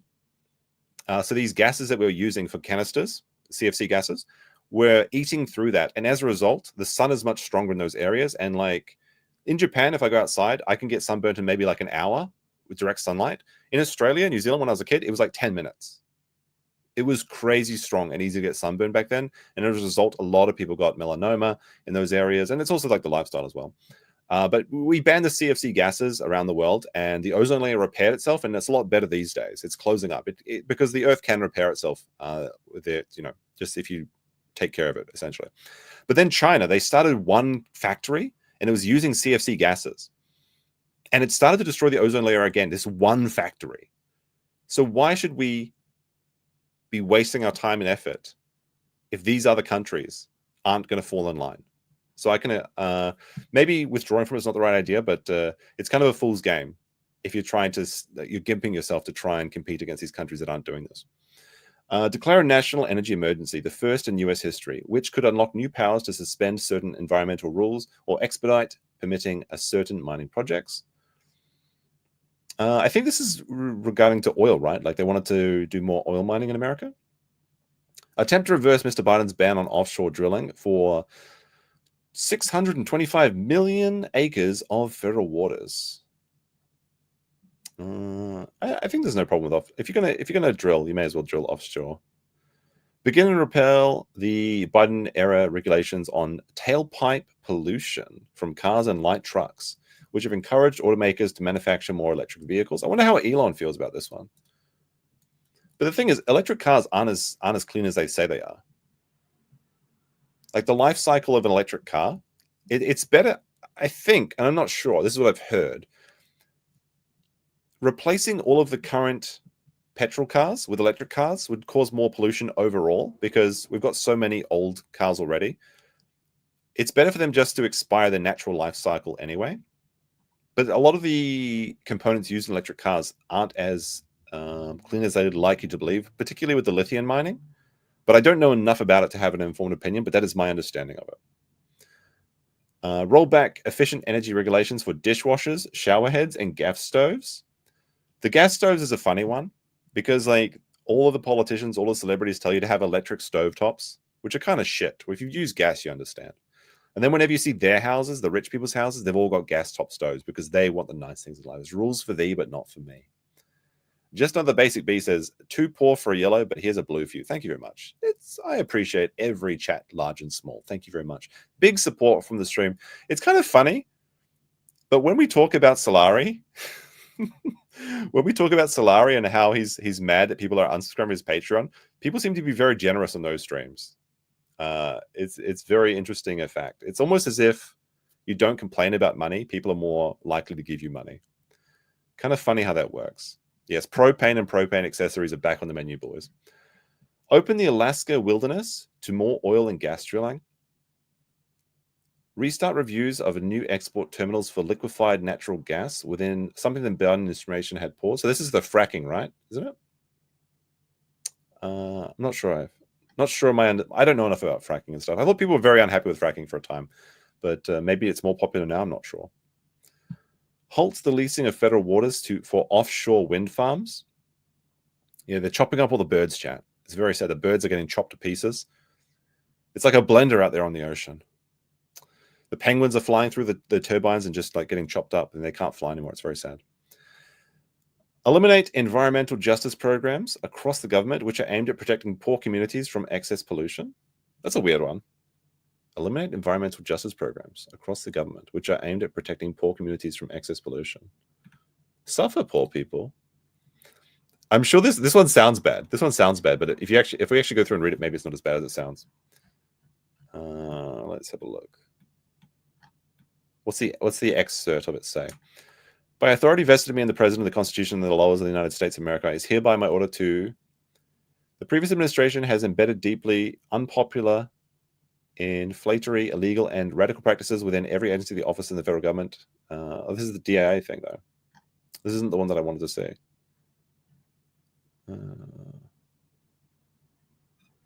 That link doesn't seem to work the way it should. I think they fucked up their link there. So I'd like to learn more about it, but I can't. At least I probably could, but we'll see. Let me see. Where were we? Review all federal regulations and impose an undue burden on development for use of a variety of energy sources, particularly coal, oil, natural gas, nuclear power, hydropower, and biofuels. This is based. We need more nuclear power, and I think hydropower is okay as well, right? It's like it's pretty efficient, as I understand it. It does radically destroy the landscape by putting it all underwater, and which can also be a problem for migratory animals. But hydropower seems very effective. But nuclear power in particular, it frustrates me to no end when people say that they want a clean earth and a clean environment, then they don't advocate for nuclear power, which is the safest and cleanest power source available. Yes, if a reactor goes Chernobyl, it's very bad, but the amount of Chernobyls is very small compared to the amount of people that have died from coal plants, okay?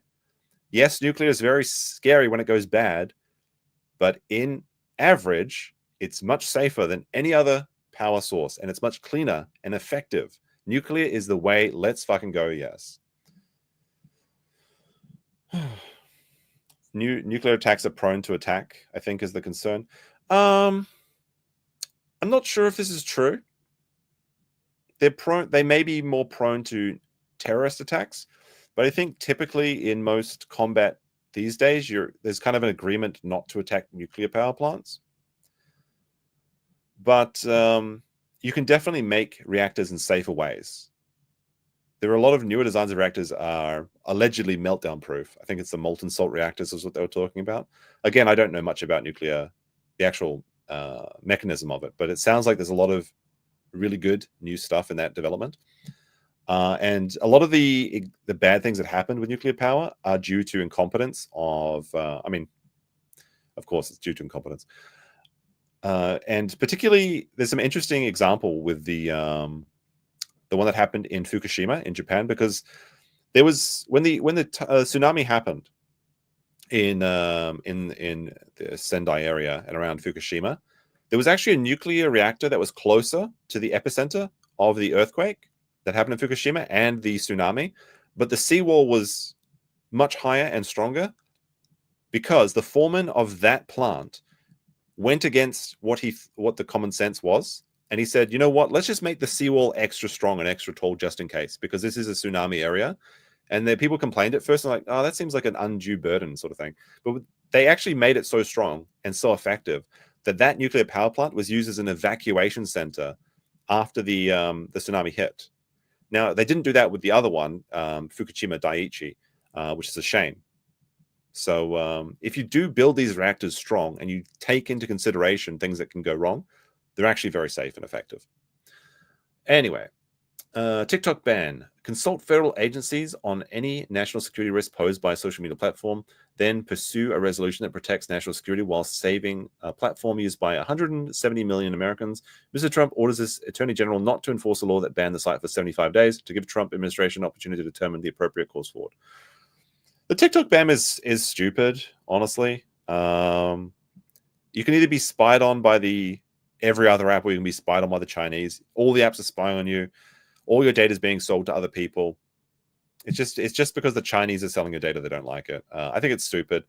But I guess there's a Chinese shell company can buy it in America and keep TikTok going, so people can keep having their double chunk chocolate cookies. That's a boom, baby. It doesn't really affect me, so I don't care. Stuff for TikTok, but I'm not too sad either way on this one. Other, withdraw from the World Health Organization. Rename Mount Denali and the Gulf of Mexico. Mount Denali. What is that? Actually, don't know this one. Mount Denali. Let's see. What was it called before? Oh, it was also known as Mount McKinley. Denali is its official former name. The highest mountain peak in North America. Oh, really? Oh, that's pretty cool. Looks very nice. It's very beautiful. Look at that. I love mountains. Mountains are great. Elevation of 20,000 feet. 6,000 meters. Well, that's pretty tall. That's a taller mountain than I've been on. I think the tallest mountain I've been on is Mount Fuji, which I'm pretty sure is 3,700 meters, or around 14,000 feet. So that's pretty cool. That's pretty cool. Renaming it. I think I couldn't care less whether they rename the mountain to Mount McKinley or Mount Denali, but I think it's very funny that they want to change the name of the Gulf of Mexico to the Gulf of America. I mean, it's like a non-issue for me, but it's very funny, and I think I'm a pro changing the Gulf of Mexico to the Gulf of America. It's kind of like so petty that I like it. I don't know. What are we thinking, chat? Do we like Gulf of America or Gulf of Mexico? Because Japan has something similar. They have the Sea of Japan, and they want to rename it to like the East Asian Sea or something like that. It's the sea between Japan and Korea. It's called the Sea of Japan. Japan gets to have the inland Sea of Japan as well. So I don't know. Go for it. Why not? Ensure the state carries out the death penalty. Have a sufficient supply of lethal injections. Okay. Fly the American flag at full mast on Monday and on future inaugurations days. Was it flying at half mast? Implement a Department of Government Efficiency, the Elon Musk-led cost-cutting initiative. So the Elon Musk Doge meme thing, I think this is going to backfire, the Department of Government Efficiency, because I think Elon's going to come to the conclusion that it's much more efficient for the government to just hire Indians on HB1 visas. So, he's already hired Chinese people to run his Path of Exile account. So, I feel like this is going to backfire. It is very funny though that it's called Doge, but like, what is he actually going to do? We'll have to wait and see how that plays out. But I have my concerns that it's not going to be very good. Revoke security clearances for 51 signers of letters suggesting that the contents of Hunter Biden's laptop could be Russian disinformation. Oh, that's a good one. I like that one. Oh dear. Never been on TikTok. So I have a TikTok account, and I never really use it. But what I do is I dump my anytime I do a short video for YouTube or Instagram, I will dump it onto TikTok because it takes like a second to just upload it and copy and paste the metadata, and then just see what happens. And nothing has happened on my TikTok ever until recently, and I got like 100,000 views on a video, and now I'm pro TikTok. Just kidding, obviously, but it's very frustrating because that video I thought was very good. Unfortunately, it didn't do very well on YouTube or Instagram, but it did very well on TikTok, and I just can't seem to get the same reach on the. It's a fickle thing, those algorithms. Sometimes they backfire. TikTok is full of awful creators. Yes, absolutely, including me. All right. Let's see now. Let's see what else we have here. Let me see. Let's see what this one is. I had this other video that was like, salt mines are open, but I thought this was a new one, but it's actually an old video. But we might watch it anyway. Because it seems like it's on apropos for the tonight's stream. It's from iHypocrite. But let's see this part first. Let's see. Why Trump's 2 days in the White House already feel like a full term? It already feels like he's been back for months. Donald Trump is setting a frenetic pace in his second term, fulfilling campaign promises. I feel like it seems like he's almost delivered on everything that he's promised. Is there anything else you can think of that he's promised but you don't think he's going to deliver? Because he's basically, first day, he did basically everything he was going to do. Or like, so what's going to happen next? Let me see. Imposing undiluted power and settling scores. After the sedate Joe Biden years, the return of a presidency that is an incessant assault on the scenes is a reminder of why so many Americans see Trump as a compelling historic figure and why millions more deeply fear him. Like, honestly, do you guys, let's do a bit of a chat poll. About 500 people there at the moment. Like, just be honest. You don't have to vote if you don't want to, but if you're pro-Trump, put a 1. If you're anti-Trump, press 2. It's fine. We're not going to judge you. I'm just kind of curious because I'm actually very optimistic. Like, I was very optimistic the first time Trump was elected, and then I was very disappointed in some of the results. But this first day has given me a lot of hope. And some of the things that he promised, some of the things that he said, make it sound like he's going to go down as actually a legendary president. Like, some of the, like, let's say hypothetically he actually gets a man on Mars. Now, I don't think that's going to happen within the next 4 years. It's not impossible though. But if he's actually the president that gets a man on Mars, they really will need to like carve out another head for him on Mount Rushmore. There's a lot of stuff that could really be a radical change, and it's such a fresh breath of air to have someone that doesn't care about all this, like all the DEI stuff and all of the message and everything. We'll have to see. Who cares about Mars? It's not that it's a symbol, and it shows that we can actually escape our own planet, because we've never really escaped our own planet. We've gone to the moon. That doesn't really count because the moon's inside our own orbit. So we've basically just had a little bit of a vacation. Getting to Mars would be the first step in actually launching an interstellar civilization. And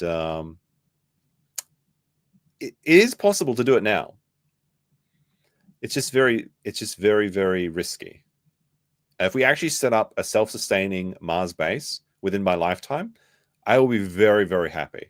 That would be a wonderful thing to see. I don't really care about going to Mars or anything like that. Like, I don't want to, I mean, it'd be nice. It'd be fun, right? If I could do it without dying. But actually seeing the first steps of humanity stepping into the space, stepping into the stars would be something that I think would not only be amazing, but I think it would be inspiring for so many people. And I think there would be a lot of unity come from that. Like, if we actually see, like, people joke about it, right? Like, there's only one race, the human race. It's true, but we're so divided in our own like local ambitions and things. And even if it's just America that gets to Mars, I think that people all around the world will look to each other and say, like, look at this accomplishment that humanity is capable of. And I think that's a good thing. It's going to be very expensive. It's going to be very expensive, but maybe they can find a way to not make it a taxpayer thing and make it a profitable business. I'm sure there's a way to do it.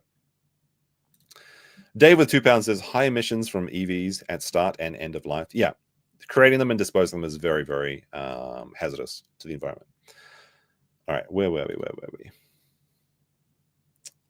Deeply, many more fear him. Trump has cracked down hard on immigration, held a splashy $500 billion tech investment announcement, renamed the Gulf of Mexico. Didn't he declare war on Panama? I heard that as well. Like, he wants to take back the Panama Canal. That's kind of an interesting one as well. Outlawed much of the diversity policy in the federal government, shopped around TikTok, fired people by social media post. That's funny. Who do you fire by social media? Let's see. First day of the White House is not over. Oh, that's right. That's right. This happened at like just before closing time or something. Like, it was like 7:45, and he like fired someone on social media. My presidential personal office is actively in the process of identifying and removing over 1,000 presidential appointees from the previous administration who are not aligned with our vision to make America great again. Let this serve as an official notice of dismissal of these 4 individuals and many more coming. Jose Andres from the President's Council of Sports, Fitness, and Nutrition. Suffer Jose. Mark Milley from the National Infrastructure Advisory Council. Brian Hook from the Wilson Center for Scholars. And Keisha Lance Bottoms from the Presidential Export Council. You're fired. That's funny. That's funny. I want to see this guy, Joseph Andres. I want to see if he's overweight. If he's overweight and he's the President's Council on Sports Fitness and Nutrition, then that'll be very funny. He looks okay. He's like middle-aged fat. He's not in good shape. He's a bit of a chunky boy, but he looks old, and that's kind of it. It's fine. You know, it's fine. That is very funny though. Let's see. He mooted territorial expansion, threatened a trade war, talked to reporters more than Biden did in months, and danced with a sword. Wasn't it like George Washington's sword or something? He also mocked the rule of law. What? By freeing January 6 rioters? Oh, come on now. They've been in prison for like 4 years without trial, right? They're just being held. That's not fair. And they were invited in, for God's sake. And now they're pardoned, so I can say that. It's fine. Lied about the 2020 election. Exacted revenge against critics, including by pulling security from an ex-aide threatened by Iran. Criticized a bishop. Well, we saw that bishop. She was ridiculous, right? What is this? I have to watch a quick ad. A quick Japanese ad for whatever Dota is. All right, what is this?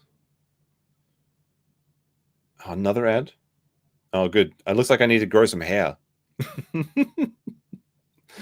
Oh no. Look at this, chat. I could have a full head of hair. Wonderful. Thank you, ad. Skip. There we go. Yeah, it's this one. We saw this one. He criticized this woman deserved criticism. Everyone in the church hates her. Oh, please, Trump. Think about all the trannies. Oh no. Oh no, let me see. Trump notched early success, but the real test lay ahead. Trump's velocity is deliberate. So much happens. There's rarely time to reflect on the gravity of one event. Trivia and world-changing new policies get caught in the whirl. Trump is in the middle of it all, conducting a cacophony and turning up the noise whenever he wants more attention. For Trump's fans, all the activity creates an impression of an endless succession of wins. Are you tired of winning out, chat? And honored promises. Most people don't follow politics 24/7, yeah, because they've got jobs, but there's stories and imagery that Trump creates filter down through social media, talk radio, and local news, and refills his political capital. Even when Trump is only trolling the media or Democrats, that's fine. His base voters who distrust the establishment sent him back to Washington to infuriate and obfuscate. For Trump's foes, it's hard to know what gets the most outraged about. Opposition becomes scattershot, and he skips free of accountability. Nightly compilations of liberals becoming discombobulated over his latest outputs, meanwhile, still fawning conservative news shows. Most new presidencies begin with a flurry of activity. Most emphasize the first 100 days, rather than the first 100 hours. But Trump has only done the easy part, successfully orchestrating an early rollout. Domestic and international crises lie in wait for the president, who has been found waiting in such situations in the past. It is one thing to sign hundreds of executive orders, but which are already facing court challenges. Yeah, apparently there's been 4 lawsuits already against Trump. But real change can only be cemented by passing laws. The treacherous task of Trump faces is the real lasting change that came into focus on Tuesday at his meeting of the top Republican congressional leaders. There still does not seem to be a consensus on whether to proceed with one massive bill to push through an agenda or two, or smaller vehicles. Either way, nothing is guaranteed given the minuscule GOP majority in the House of Representatives. What are we thinking for the midterms? Like, this was a really impressive first day. If he can keep this up for the first year or two, I think the midterms looking pretty good. The first 2 days have revealed some important trends in new Trump presidency. More organized this time. Yeah, he's not holding anything back. There's no reason to be reserved. There's no reason to try and win friends. This is the last 4 years he's got. May as well try and get everything he wants accomplished. Hardline push on immigration. We read that a bit earlier. Ignoring the legal process.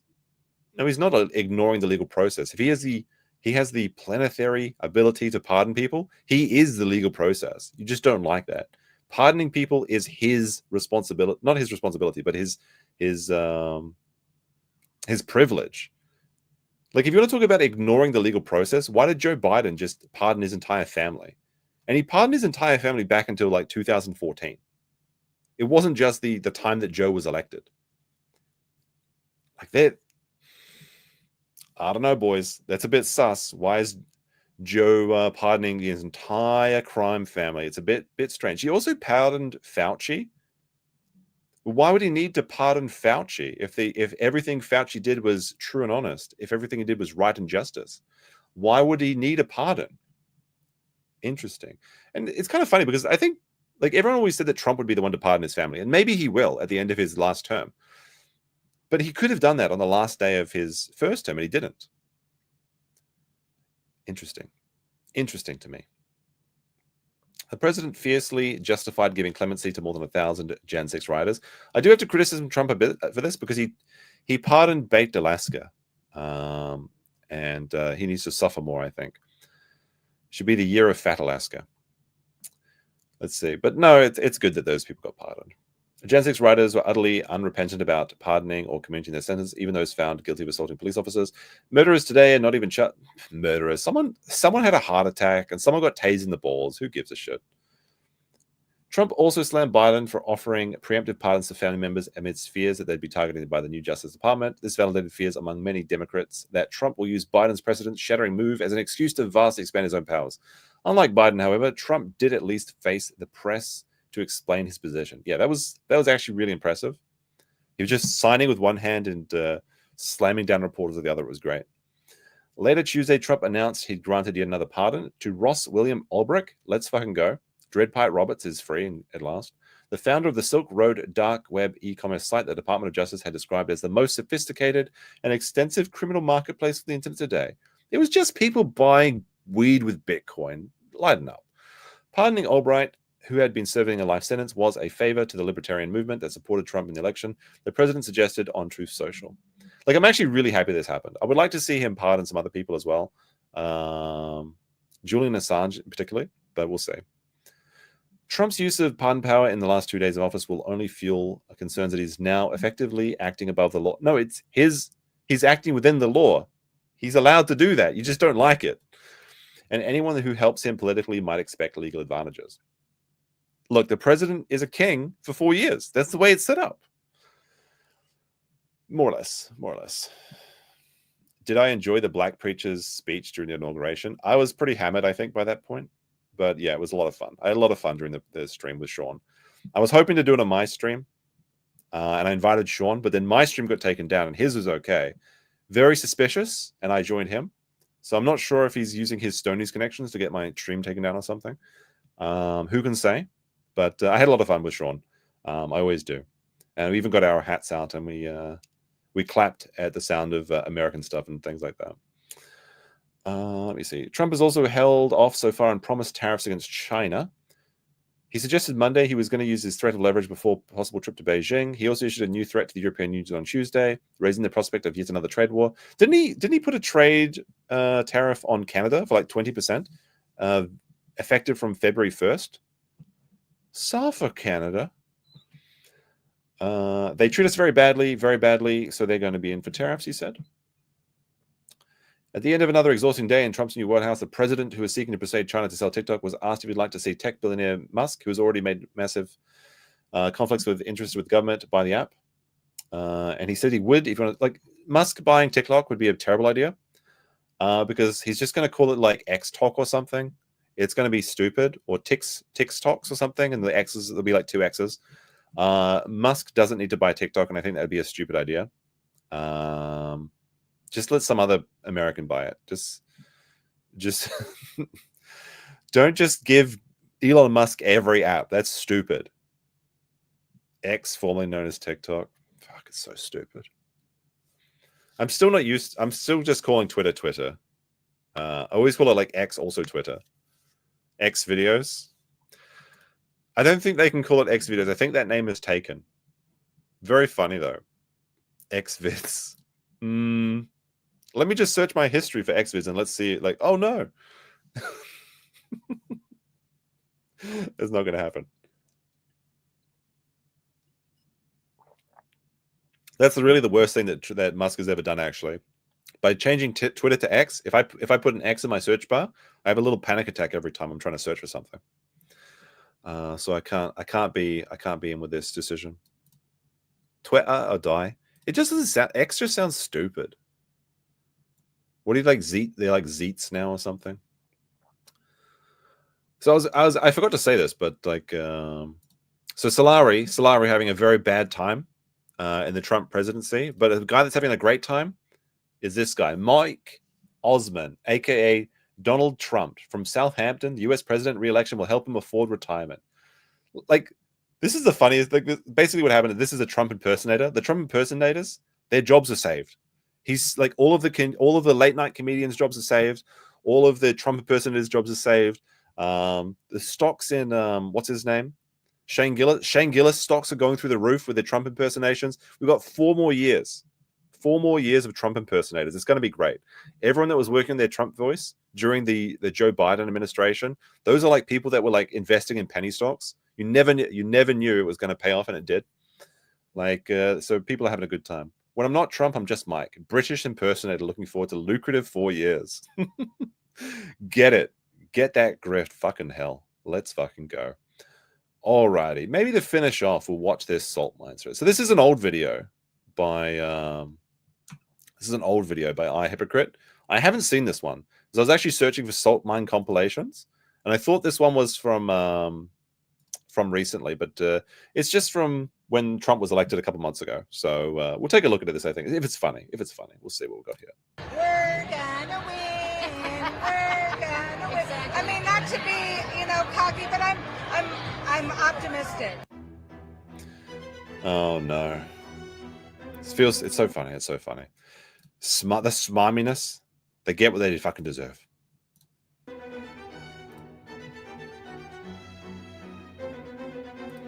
Let's see. Nina says, it just doesn't make sense. So many Republicans voted Democrat. Kamala had more people at her rallies. No, she didn't. She won the debate. We all had the professional and analytical predictions on our side. I genuinely don't understand how this happened. Wow. You know what's really funny is how many Democrats would call you a lunatic if you question the integrity of elections in 2016. And now they're like, well, of course he cheated. How else could he have won? Another. And here in Berks County, again, with one of the larger Hispanic populations in Pennsylvania, here's Trump with just about, look, basically the vote here, winning it by 13. Look at that. 4 years ago, he won it by 8. This is exactly what the Trump campaign said it was going to do. Like, what did like the elections mean by this, by the way, that Trump only beats women? How does he, like, he beat Hillary and he beat Kamala, but he didn't beat Joe. How is it that Trump only beats women? That's a bit weird. What does America mean by that? Anyway. In a place like Burke County, it was going to take that and it was going to make it double digits. They've made it double digits in Burke County. We check in on Luzerne County, and again, we've been talking about this one as that same day vote comes in. This is Wilkes-Barre, this is Hazleton, another county with a substantial Hispanic population, one of the highest in Pennsylvania. Now Trump has hit his 2020 number there, and he's got a long way to go here. All that vote that's still to come in. Y'all want to violate my stuff? I don't give a fuck about none of that, because all the people. This is exactly holy, like, how much fucking metal is in this woman's face? That's violating my freaking life right now are Trump supporters. Y'all the only ones happy about this shit right now. Y'all the only ones. Y'all see I got my blue on. I done cried so fucking much that my blue went up, but I have to wear red because this is my freaking job. If I didn't have to wear this stupid ass color, I wouldn't be wearing it. Trust and believe me. I was just walking down the street to go get my medication because I'm out and I need it for today. How could you guess that this woman needs medication?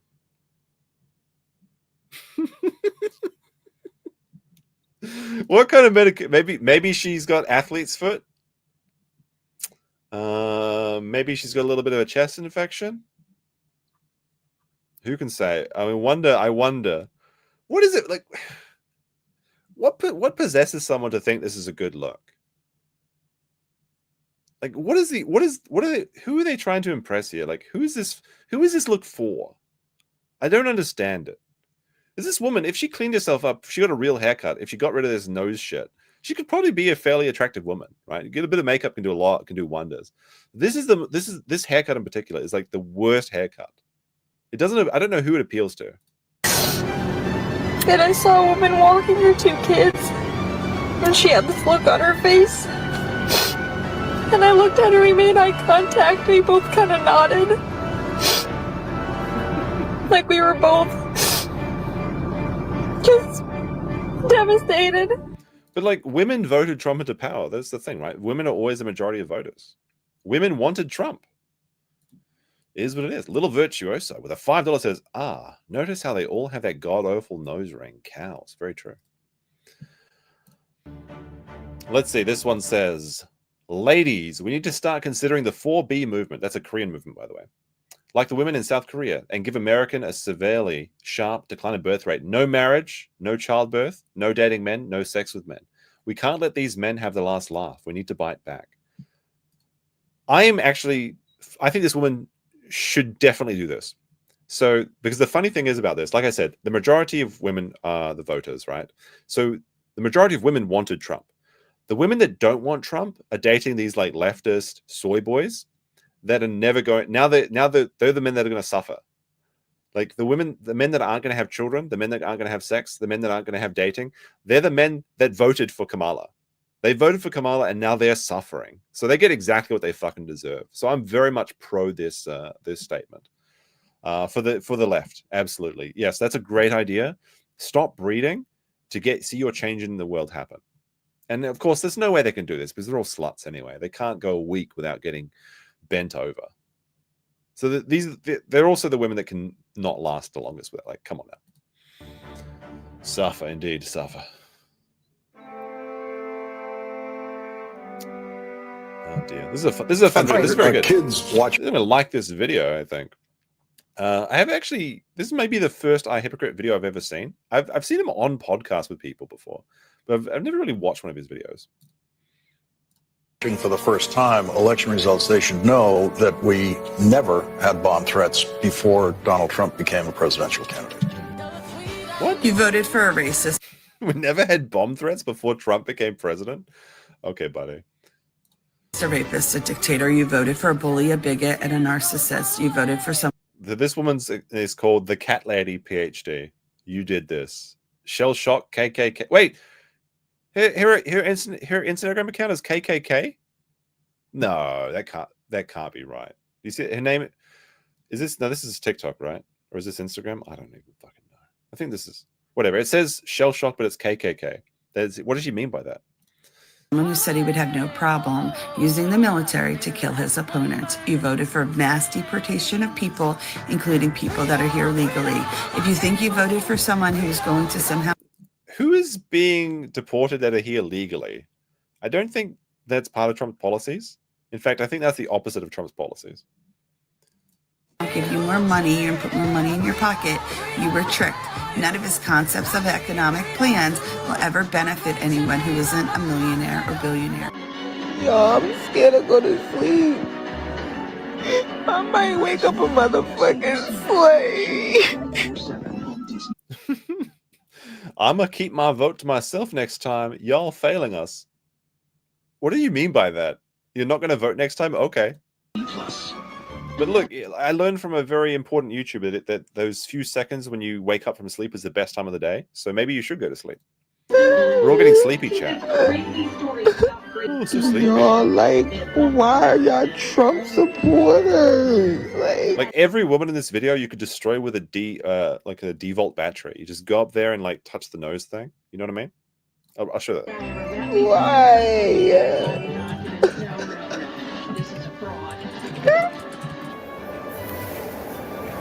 How am I supposed to go to work and... Actually, this is the first woman that's immune to this.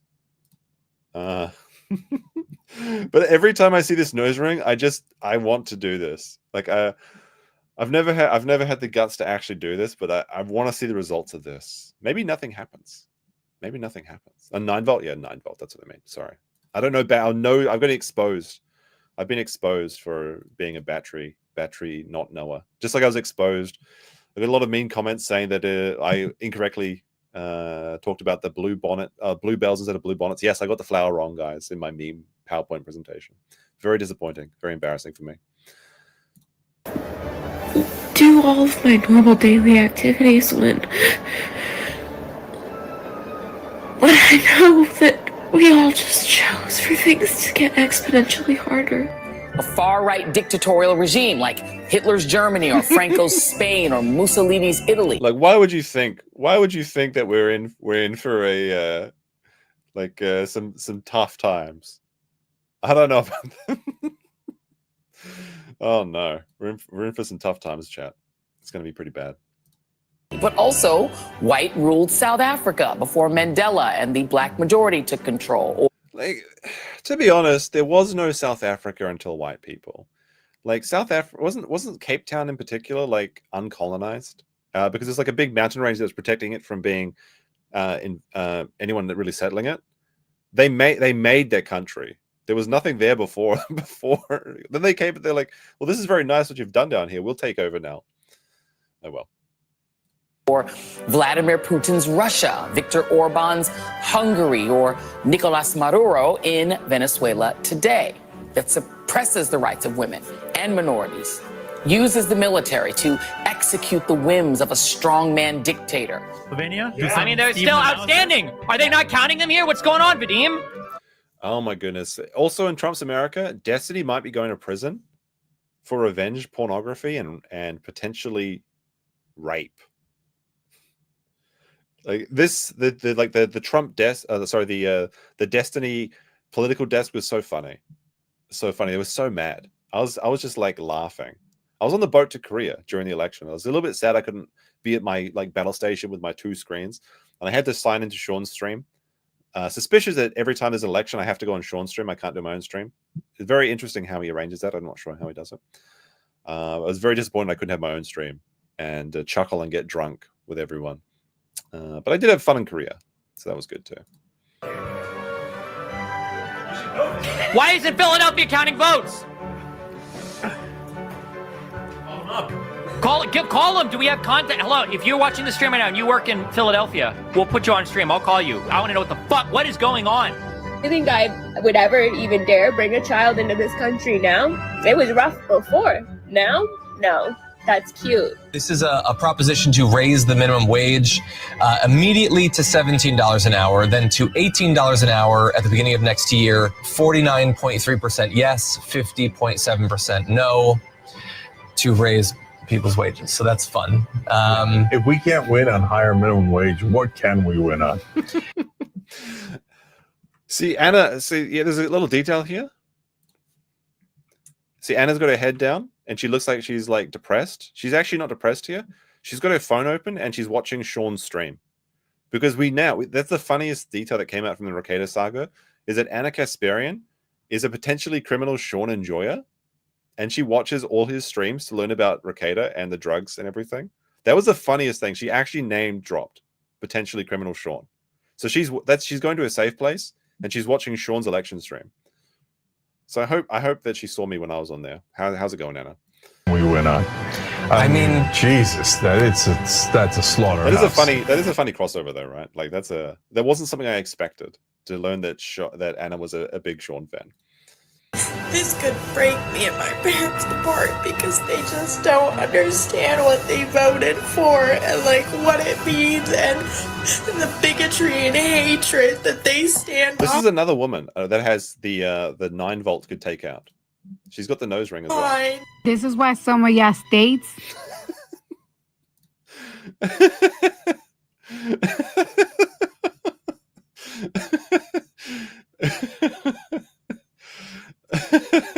I know this is a filter, but come on.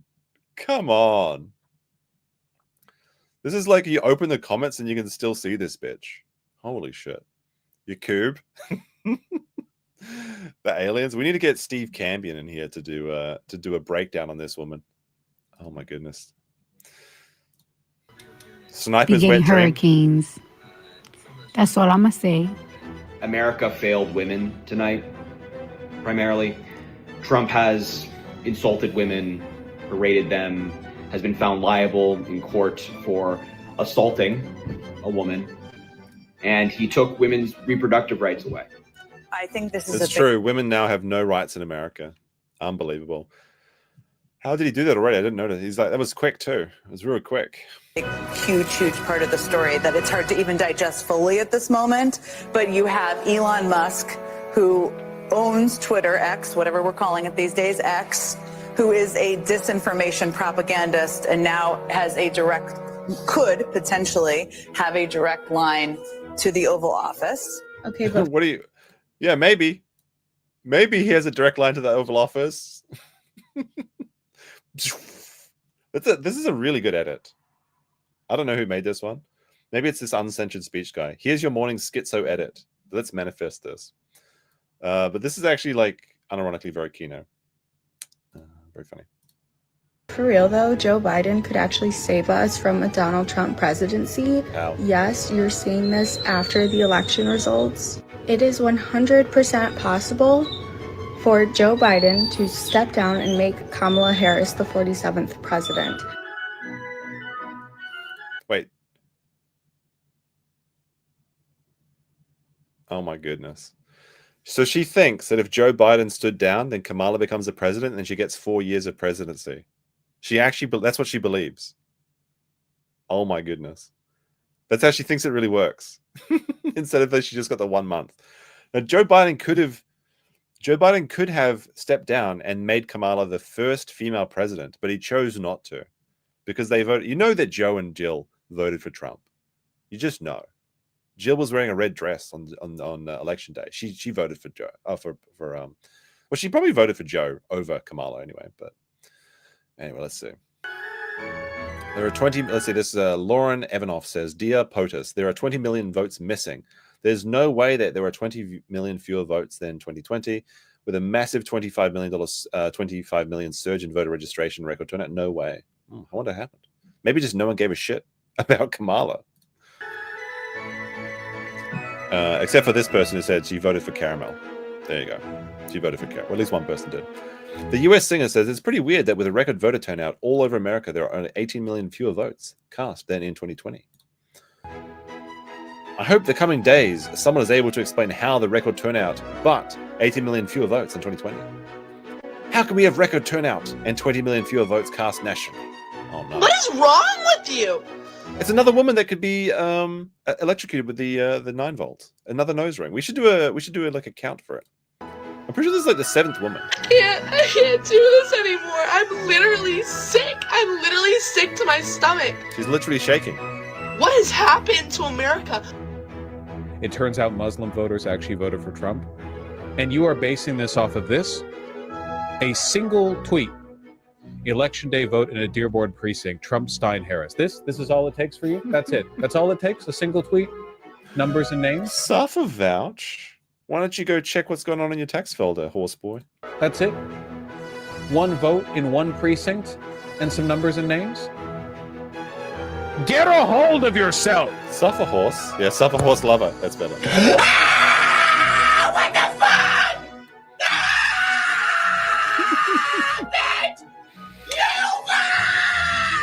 It's a pure Project 2025 in miniature in Florida. And that kind of extreme, sort of extremist, right-wing, fascist type government in Florida, does that make it a more attractive place? I'm sorry. No!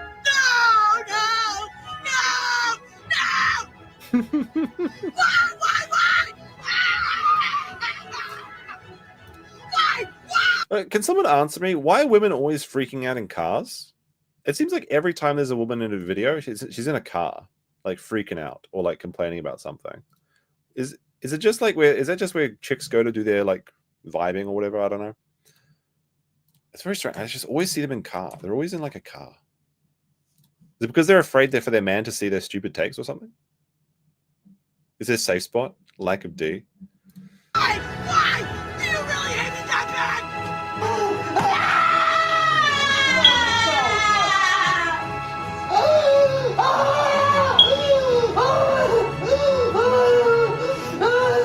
That's the largest number of black voters available, and they are deeply suppressed in terms of their ability and access to the ballot. So Democrats would have to do a lot of work there in terms of voter suppression. We're talking about a twice impeached, 4 times indicted, convicted on 34 felony counts, former president. So you asked, are there any places that the vice president is overperforming Joe Biden in 2020? So we could show you that as well. We just bring that out here. Harris overperforming in 2020. Holy smokes. There you go.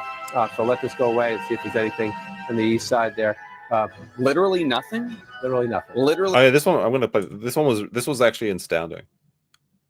Like Kamala did worse than Joe in every single arena. out here. Harris overperforming 2020. Holy smokes. There you go. So let this go away and see if there's anything on the east side there. There literally wasn't one place literally where nothing? Kamala did better than Biden. Literally not one county? Not a I single will call place. for Trump, so there goes that nonsense. I'm gonna I'm getting revved up here on a significant rant. So, because Kamala Harris is not winning, and the people who thought that Kamala Harris was going to win a landslide are totally wrong.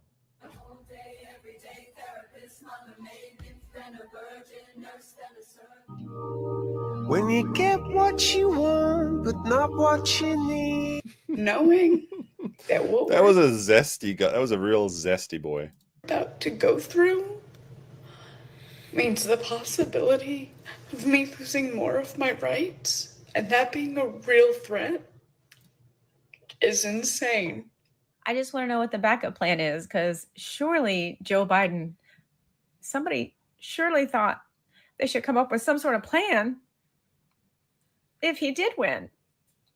So I just want to know a dangerous what the suggestion. backup plan is, because you just went a whole year scaring the hell out of me about Project 2025. And now it's about to happen, and you just think we're all just supposed to fucking go to work now? The dog in the background. You just know. You just fucking know. The backup plan was the backdoor plan. And by that, they mean Kamala's backdoor, trying to get into power, but it didn't work. I hate to break It it got to it, you. it got it pretty far, though. We have to admit. It did get it all the way to the second highest position in the country, but not quite enough to that final one. Motherfuckers, but guess what? The lesbians are gonna fuck all your wives now. Ask my ex. Oh, that was pretty good. That was on iHypocrite's channel. Very entertaining. Very, very entertaining. I noticed that he has the same amount of subscribers as Salari, but it looks like he's getting 400,000 views a month rather than Salari's 30,000. Funny. Which way, Western man, I suppose? The iHypocrite or the Salari? You have to choose. Very, very good for him. Good for him. He's only got 69 videos too. Nice. Very impressive. Impressive. All right. I think that's it for me, chat. I hope you enjoyed this stream. There might be a stream over the weekend because, as you know, something fun is coming up over the weekend. I'm not sure what we'll talk about tomorrow, but I do plan to do one more stream or two more streams this week. Of course, if something big happens, then I'll be sure to talk about that as well. And if you have any suggestions, be sure to send them through. I think people enjoyed this. Let me know what you think in the comments. If you're watching on replay, be sure to hit that like button. Have a great morning, day, wherever you are. I think for most people, it's morning. For me, it's night. It's almost past. Is it Australia Day today? Well, happy Australia Day. Let's fucking go. All right, guys. Peace. I'm out. Stay safe out there. And welcome to Trump's America. Strap yourself in. We're in for a wild fucking ride. And I'll just get something to play us out. And I'll send you over to Future Conflict, I think. Bye.